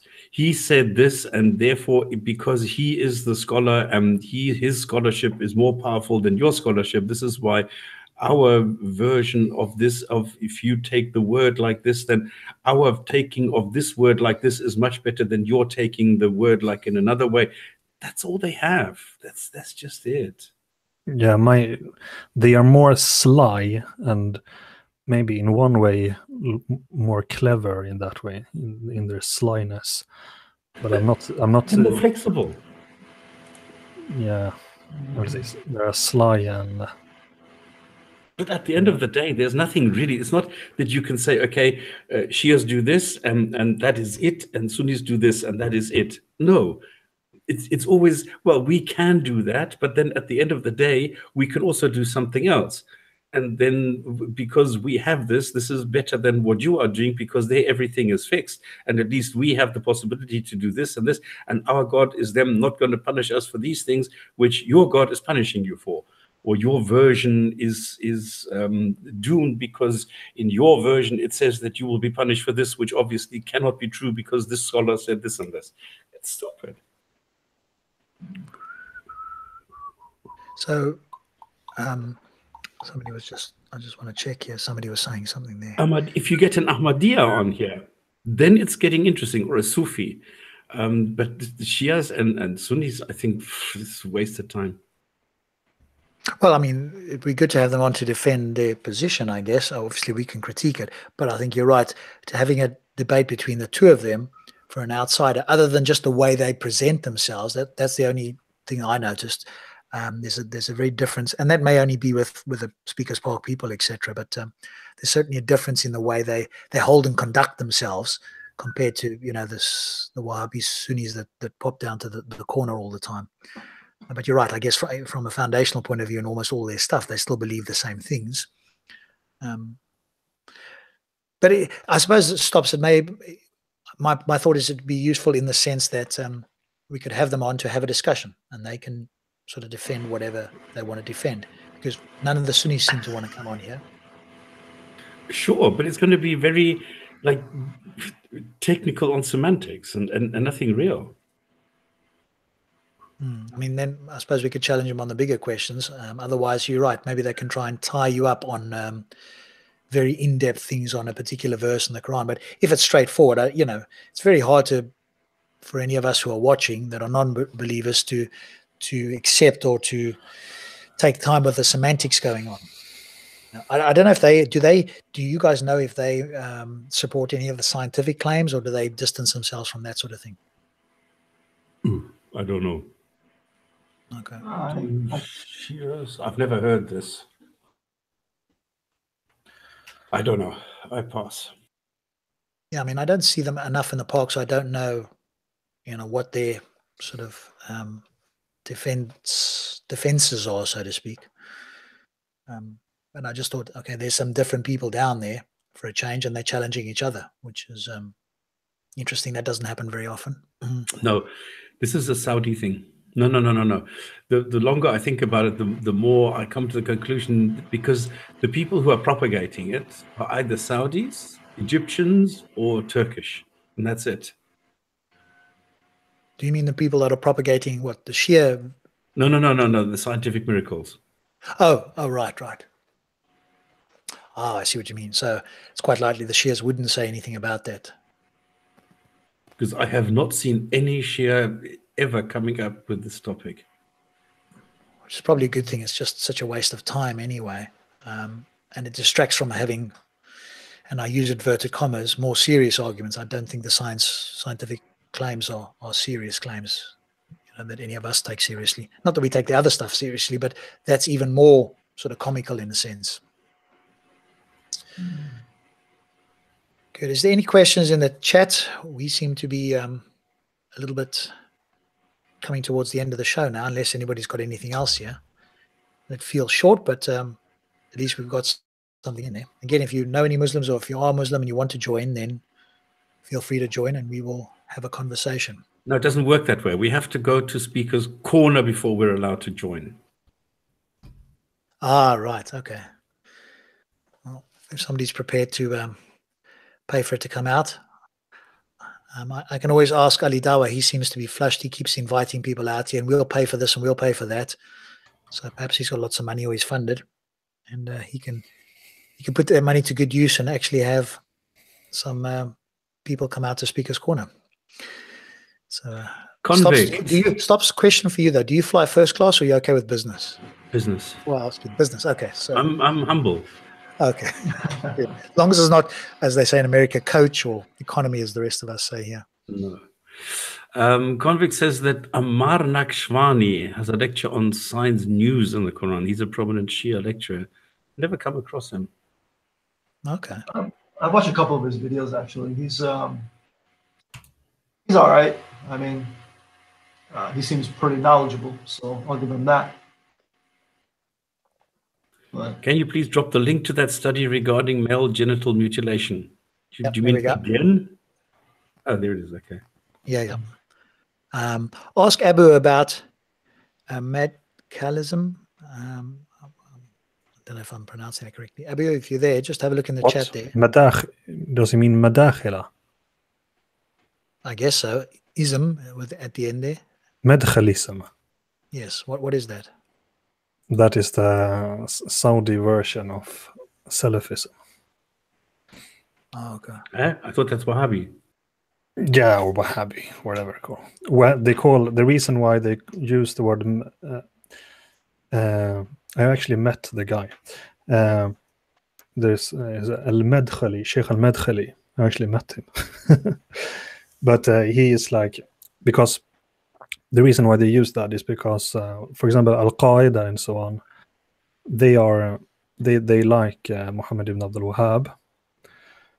So there are many other kinds of like, I don't know what you call them, but the broader umbrella of Salafism that like Muhammad ibn Abdul Wahhab, so they can't use the slur Wahhabi. But there is a sheikh in Saudi Arabia that who I met actually, who don't like, or he says this sheikh is bid'ah from Ahl al-Bid'ah, this sheikh is from Ahl al-Bid'ah. So he talks bad about Osama bin Laden and those guys, and a lot of sheikhs. But this Mad Ali guy is Saudi. Yeah, he's Saudi. Madkhali. Mad Ali, yeah. Madkhali. But he was, I think he was he fought in Afghanistan against the Soviet Union, if I remember this correctly. So is he young or he what? was a Mujahid. No, he's an old guy. I'm not even sure he's alive, but I met him. And he was alive then, but he was an old man. And this was years ago. Rob, would you say you are very knowledgeable? I don't think any one of us would say that. Well, you know more than most lay people, let's put it that way. So I often compare people to lay people. So Phil is also very humble. Now, I'm not an expert on cosmology, but obviously when you guys speak or when Phil speaks on cosmology, then you know way more than 99% of the population on the planet. So to me, that you've got some level of expertise or at least knowledge on the topic. So, but take that for what you wish. There's a question there. Is there any difference between Salafi and Wahhabi? Yes, there is. The word Wahhabi is such a bad word. Like Exactly. Salafi comes from the word salaf, from the verb salafa, meaning coming before that which precedes. Is that the correct word? Yep. So, for example, the founding fathers could be called the Salafs of the nation of the United States. So among the United States, Salaf was George Washington and Jefferson and Thomas Paine and all those guys. And Salaf in Islam means the first three generations. So the Sahaba and the Tabi'in and the Tabi'in. It's the first three generations. So when they say Salafi, it means someone that interpret Islam in the light of how the first three generations of Muslims or righteous Muslims interpreted it. Yeah. And Abdul, yes, we are honest that we don't know everything. So why don't you come here and teach us?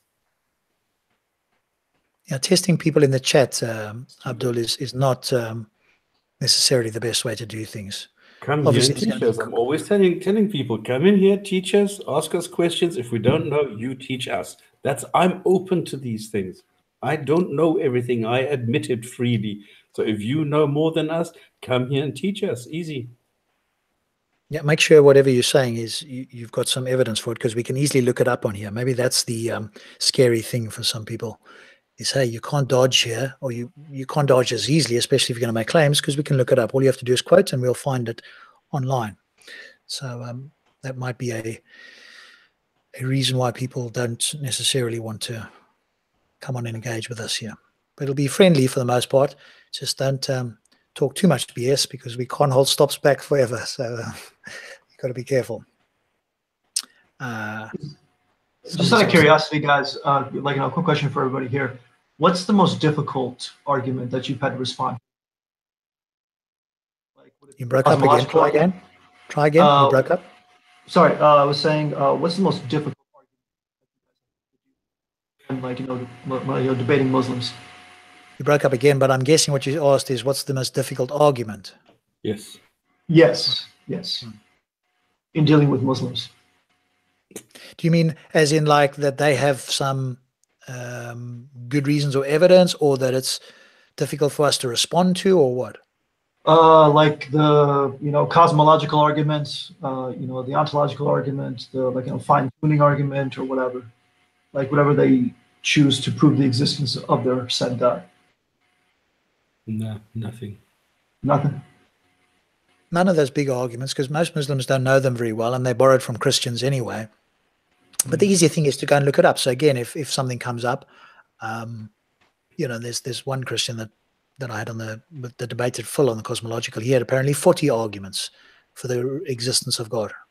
But again, if you don't know one, like the argument from contingency, I only heard that version of it at the park, I don't know, 6 months or 8 months ago, whenever I was there. But it immediately sounded like the Kalam argument. Okay, there's very little difference, just worded slightly differently. But the good thing is there's people out there, that's it, whether it's the guys in this chat here or the group that we're in, or people that you can reach out to. There's a great debate community in the US, which you obviously may be aware of, TJ and Stops and Abu. And there's knowledgeable people there. So all we have to do is go and look it up, So, and none of these things are knockdown arguments. That's the other thing. So no Christian or theist, for that matter, has ever brought a knockdown argument or any good science to back them up. So they have to cherry pick. They have to quote mine. They have to do things in order to make it sound reasonable to those people they know will never go and look it up.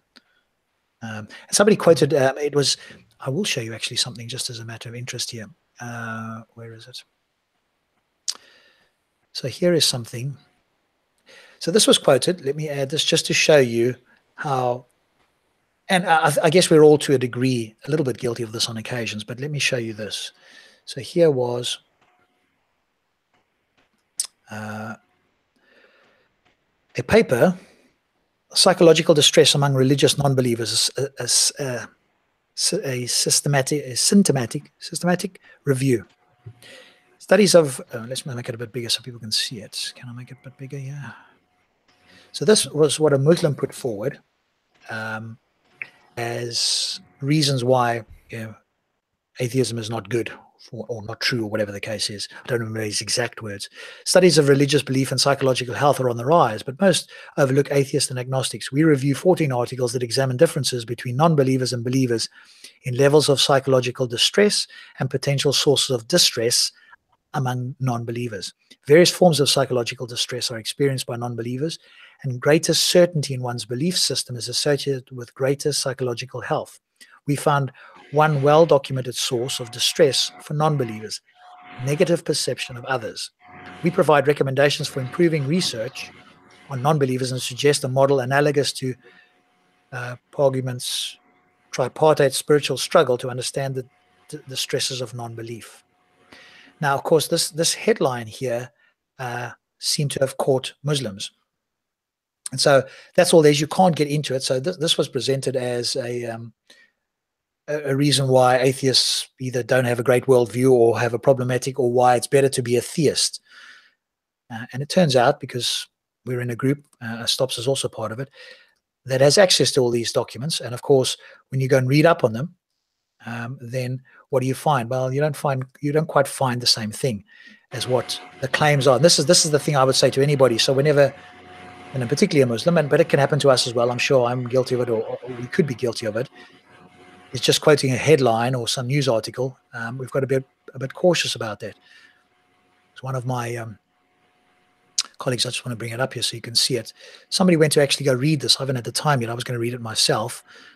But somebody actually did go and read it. I'm going to make it a little bit bigger here so people can see. And this is just an example of, in this case, Muslims claiming a headline, not reading anything, not caring whether it's true, obviously, but it sounded good. So and it's published in something that looks like a peer-reviewed journal or a journal or some kind of medical thing. But here we go.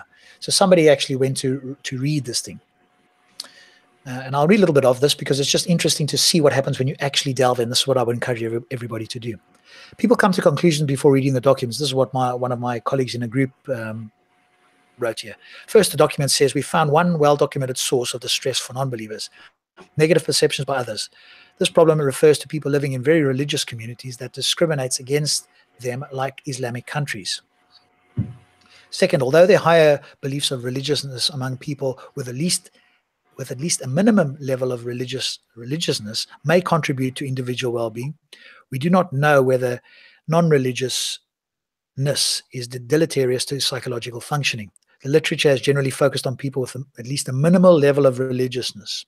Studies at times exclude religious non-believers from participation, or do not sample them in sufficient numbers to allow conclusions about the subgroup.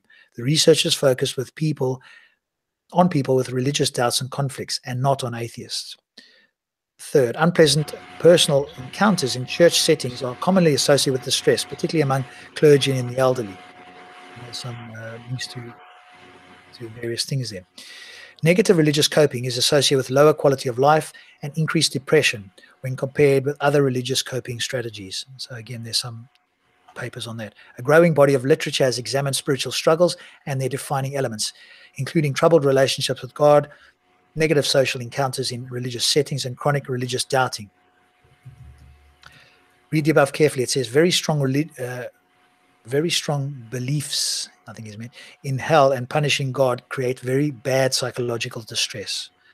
Fourth, the article goes on to say that it is not what you believe in, but the strength in which of your belief that matters, i.e. someone with a strong conviction in atheism is as happy as a religious person. It is doubt and confusion that creates problems. Remember also that people with a nightmarish view of God and hell can suffer the most.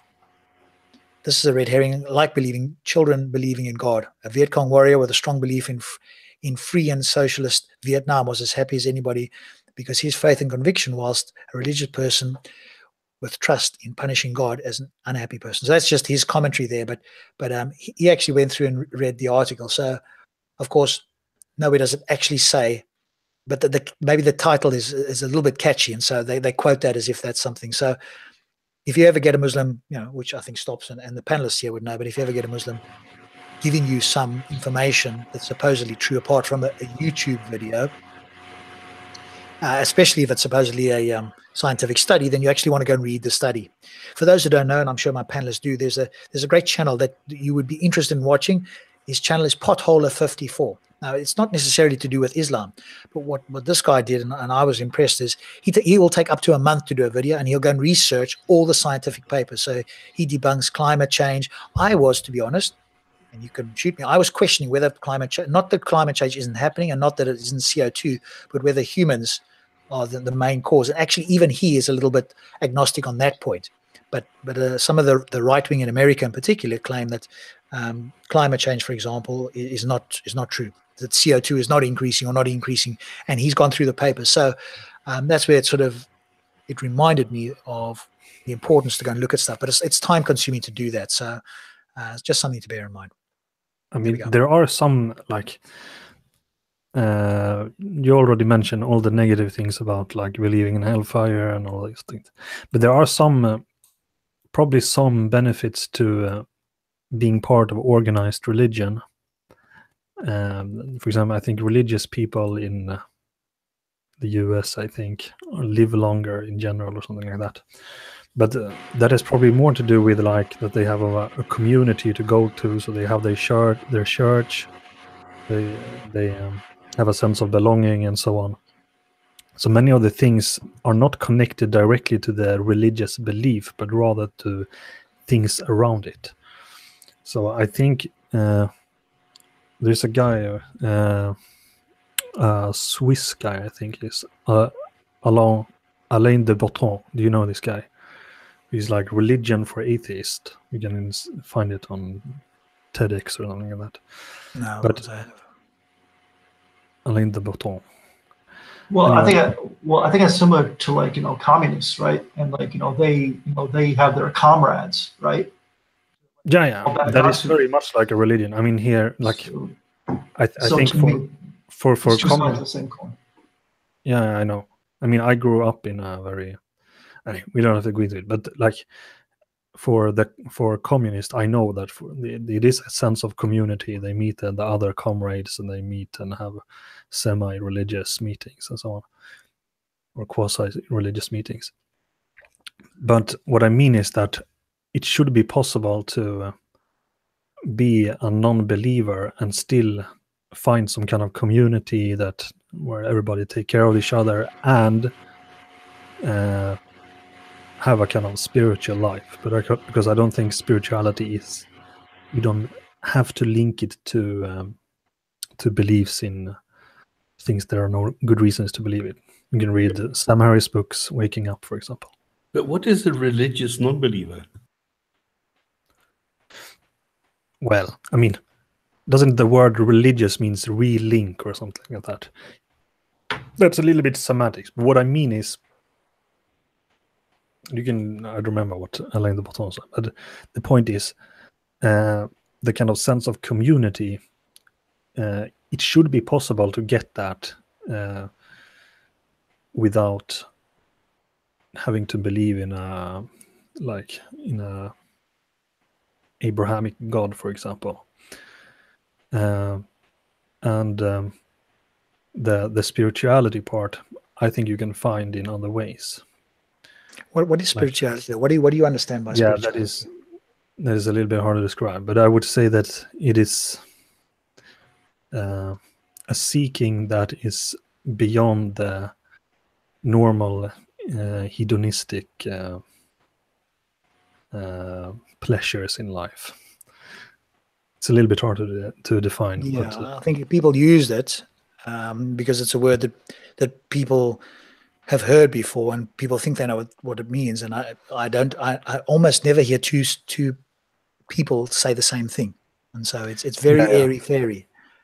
That maybe it's not such a useful word, but I don't know. For me, I think it's about experiencing, higher or like an ultra level of consciousness. I think. Yeah, and that too. That's how I like. That's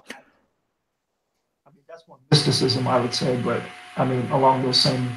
Okay, but why wouldn't one just say, hey, all of these things and a higher level of consciousness? Because that I think is most people can understand that. So when you bring in the word spiritualism, like you say, then it becomes very airy-fairy. What do you mean by that? The higher level of consciousness, great. I think most people can, even if they don't quite know what that would look like can at least understand that what those two words mean together.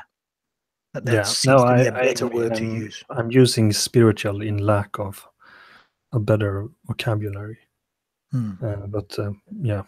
We do have a Muslim in the chat there that suggested that bro hijab has destroyed atheism. I somehow have missed that video or that series or whatever the case is, because I think Stop Spamming has done a good job of highlighting how incredibly poor bro hijab's attempt at, quote, destroying atheism has been. So I'm not sure. Perhaps this stops. Maybe you could put the channel on so that this brother in humanity here can actually go and see if he wants to have a look from the other side, because I would prefer people don't linger under delusion. So at no point has bro hijab refuted atheism. I don't think he's even got close. And one of the videos when he was asked, because he made a big challenge about it, and they often do, don't they, theists, about objective morality, and he was asked by an atheist in the park, which is kind of an interesting question, really. How does God know what God knows is good? How does God know what God knows is good? And this just completely, and I think Stops has done a great video on this as well, on this just completely short-circuited bro hijab's brain. He didn't know what to say with this. His response was to try and bring up something called the liar paradox, and he badly mutilated that. Bet the guy, which is, again, I thought Muslims are not supposed to make wages, but nevertheless, or he would claim he was offering the guy £10 if he could answer this question, because bro hijab's mind had been blown. He got the liar paradox wrong, and so he asked a question that had an easy answer, which the atheist answered, and then demanded the money, which of course bro hijab dishonestly refused to give over. So I would be careful of citing bro hijab as an authority on debunking or destroying atheism. But I mean, even then, like, atheists themselves are not a monolith either. It's exactly. I mean, granted, we can see trends, like, at least in America, most of them do left, politically speaking. But I met atheists who, believe that there's no sort of objective morality, who are basically, nihilists. I've met, rationalists. I've met, irrationalists, existentialists. Like, it's a broad spectrum. But I think there are certain trends. But there are certain trends, though, especially in America. They, the majority, poll after poll, shows they tend to lean left. That kind of, fascinates me, because I'm like, a lot of them are like, social justice warriors, or like, leftists or socialists or communists, and they just think that they can build this paradise on this planet. And it kind of, intrigues me, because I'm like, if you look at human nature, is that really going to be possible? That they're looking at the ideal or something. Yeah. And like, these communists especially, like, they are very religious people in the sense that they believe that they have a cause, that they have a purpose, and that it's their job to bring about this purpose. Much like prophets are given divine revelation, that they can bring about this change in the world.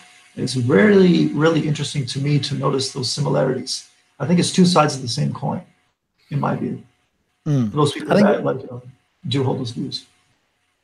Yeah, I think obviously atheism, which Stops as bugbear, is just a single position on a single claim. Now, it may well, as you quite rightly pointed out, have other consequences. Obviously, the main one being not believing in a supernatural deity. And again, one has to be clear on what that means in and of itself. But like you said, people could be all kinds of things. I mean, apparently, I've not met one, but apparently there's atheist idealists. And an idealist doesn't believe that anything is real, that it's all a projection of the mind.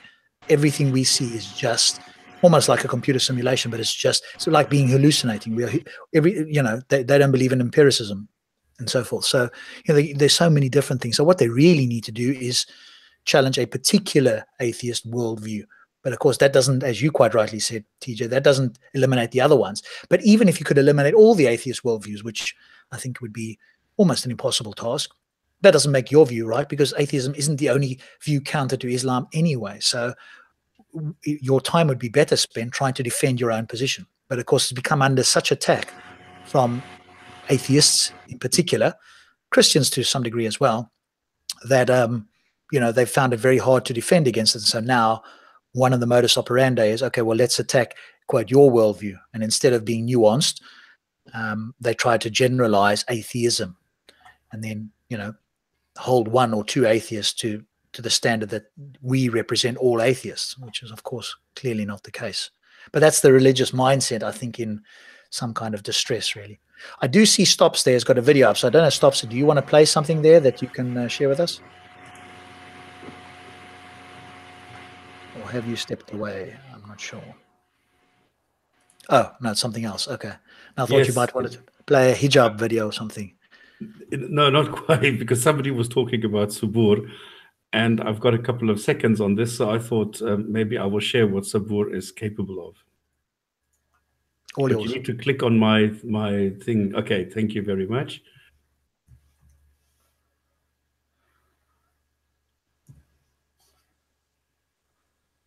No sound there, brother. What? No sound? No sound coming through here, no.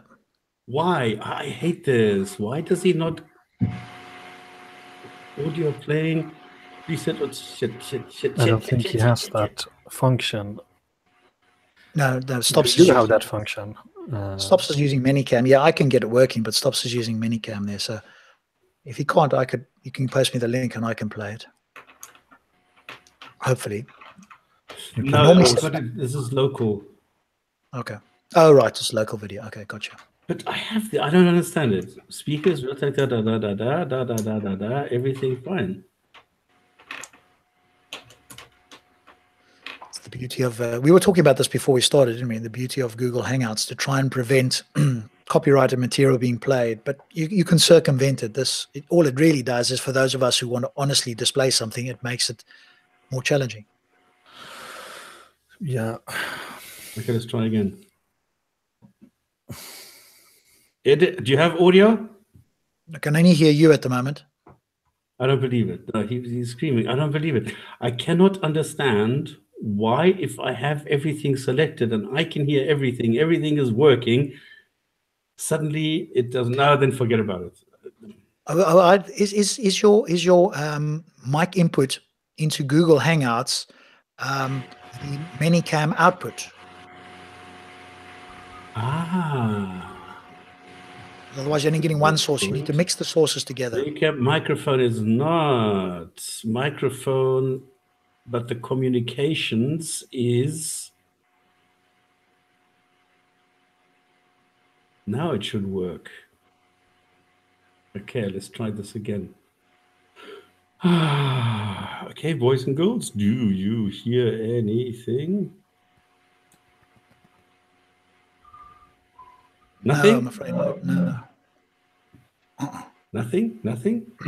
No, where did you get this from? I can pull it up and play it if you needed to. Nothing? You went into the settings of Google Hangouts, right? Under the little now I'm gone. Now everybody's gone. And the mic, and you've gone to Minicam virtual microphone.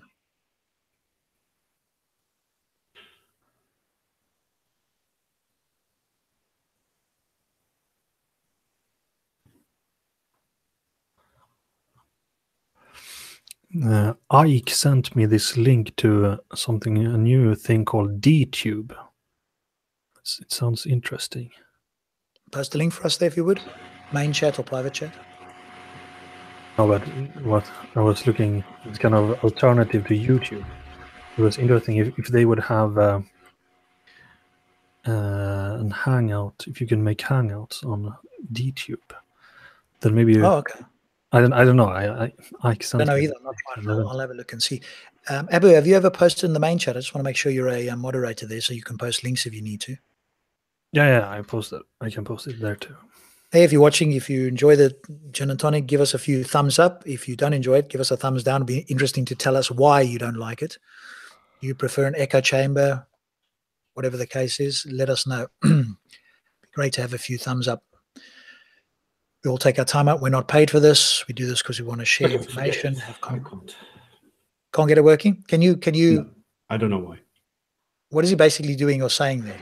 Is it just the chicken thing? Yes. Okay. Because I condensed it into just a couple of seconds. Right. And you'll see a video where, because there's Hijab laughing in the background, he found it very amusing. But of course, when I challenged him and suggested him on video, which is on my channel, is this the way that people behave, intellectual people behave, or words to that effect in the park?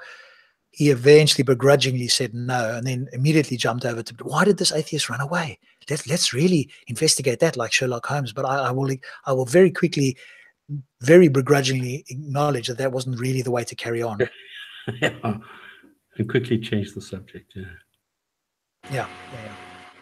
Listen, Abdul, whatever. You don't educate yourself. We have told you many times, come and educate us. What more does it take? Don't sit there and complain and whine and cry like a little baby. Go and do something about it. I told you, come here and tell us what is wrong with what we are doing and teach us. Blasphemy, stop. Blasphemy. How dare you? You dare me what? Blasphemy? Yeah, blasphemy, bro. Come on, man. What should I say? Something blasphemous or what?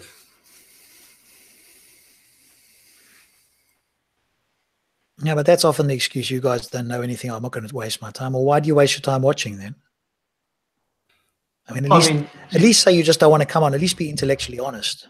Why are you running a show, speak on Islam, but you don't know? What don't we know? Take a course. Okay, give us a course. Tell us what we don't know. I don't get it. What don't we know about Islam? Tell me something that I don't know about Islam. Tell me something about the Quran. What is wrong with what we are saying? Have we made a mistake? This is stupid. I don't understand why people even think like this. You know, if you're talking about something, we're not making claims. We're not doing anything. We're just showing a couple of things. We are quoting scholars. We are quoting the Quran. We are quoting hadith. And then somebody says, oh, but everything is wrong. My goodness, that's so childish. Yeah, I mean, I think we agree certainly here that the ideology of Islam has got no good evidence or good reasons for it. So why would you believe it? But more than that, it seems actively harmful in the world. And again, this doesn't refer to every Muslim, but it's certainly the ideology, and it's very easy for people to misquote it somehow. What has Anas bin Malik and Malik bin Anas got to do with Islam? You were just exposed with this. This answer has been given to you. So what is the point of asking something like this? Just because someone doesn't know two names means he doesn't know anything about Islam? Is this how your little brain works or what? Unbelievable. I don't understand this. Okay, well, I don't think we'll waste too much time on that. But it makes it, it pisses me off because he goes, well, tell me the difference. And then if you tell him, he says, I've exposed you because you were able to Google it or something. And then he says, well, I've exposed you. No, you haven't. You're making a fool of yourself. This is the problem with people like you. And there we have another one. I'm obsessed with Islam. What I am obsessed with is having the well-being of conscious creatures in mind. And I do not see A, Islam being true, or B, Islam contributing to the well-being of human beings in particular, and animals as well, as it happens. So I'm obsessed with having the best life for me and my family, and ideally for everybody around me in my country, and ideally in the world. And so I'm concerned with negative ideas that impact the world in a negative way. And so there you have it. Teach just for you. Oh, I know that may not penetrate through your perhaps less evolved skull, but I'll say it for everybody else anyway, which I have done on other occasions. Okay, let's leave it. There's nothing coherent coming out of it. Wrap it up. Yes. All right. Have we got a hadith for the day? Yes. Thank you, my good sir. I don't know if you can see it. Yes, we can. There you go. Narrated Abu Huraira. Allah's Messenger ﷺ said, the Prophet Abraham circumcised himself after he had passed the age of 80 years, and he circumcised himself with an adze. What is that? I think it's a type of act. Maybe this is the antique form of a carpet knife. And that must have hurt. Especially at the age of what, 80? Damn. It's gotta hurt. You must Why have been would limping any for a normal good man week. do this? I mean, you know, it shows you how crazy you need to be that you go and you take a knife and you cut something off of you. That's stupid. There is one thing I want to share next week. Thank you very much for that, Abu. Appreciate that. Let me just bring something up here. So we'll have a guest on next week. This gentleman will be joining us. I've had a chat to him. Somebody recommended him. He's keen to come on. If you haven't, go and subscribe. I will give you the link in the chat there. He does some very funny and amusing videos. Oops, where's our thing gone? There we go. Let me just pop that in there. So, VDU Vids. I had a chat to him, and so he will be on here next week at this time. Well, probably after our crazy comments and introductions. So let's chat to that. Anybody who's an ex-Muslim, again, if you want to point people to me, or ideally, because I don't always have the time to reach out to all of these people, either reach out on my behalf or our behalf, if you like, and just say, hey, the Jinn&Tonic show, I've seen you, are you interested in coming on the show? Then you pass them on to myself or Stops or Abu. And then we can, then if they're keen to do it, then we can say, hey, when do you want to come on? Otherwise, I have to go through the whole intro and then wait for them to respond, etc. So if you can, or you know anybody, then feel free to do it. But he will be on next week. So that should be fun. He was telling me as well that he got banned from Facebook for, I think, 3 weeks for posting some video on Facebook, etc. So the censorship is going well on the social media platforms at the moment. And if you go watch his videos, they're all fun ones as well. So yeah. Anyway, that brings us to the end of the show. I want to thank Abu, Stops, and TJ, as always. So we will have VDU Vids next week. Thanks to all the viewers, and we look forward to seeing you next week, Friday at 8 p.m. Thanks so much, guys. Brilliant. See you next week. Cheers.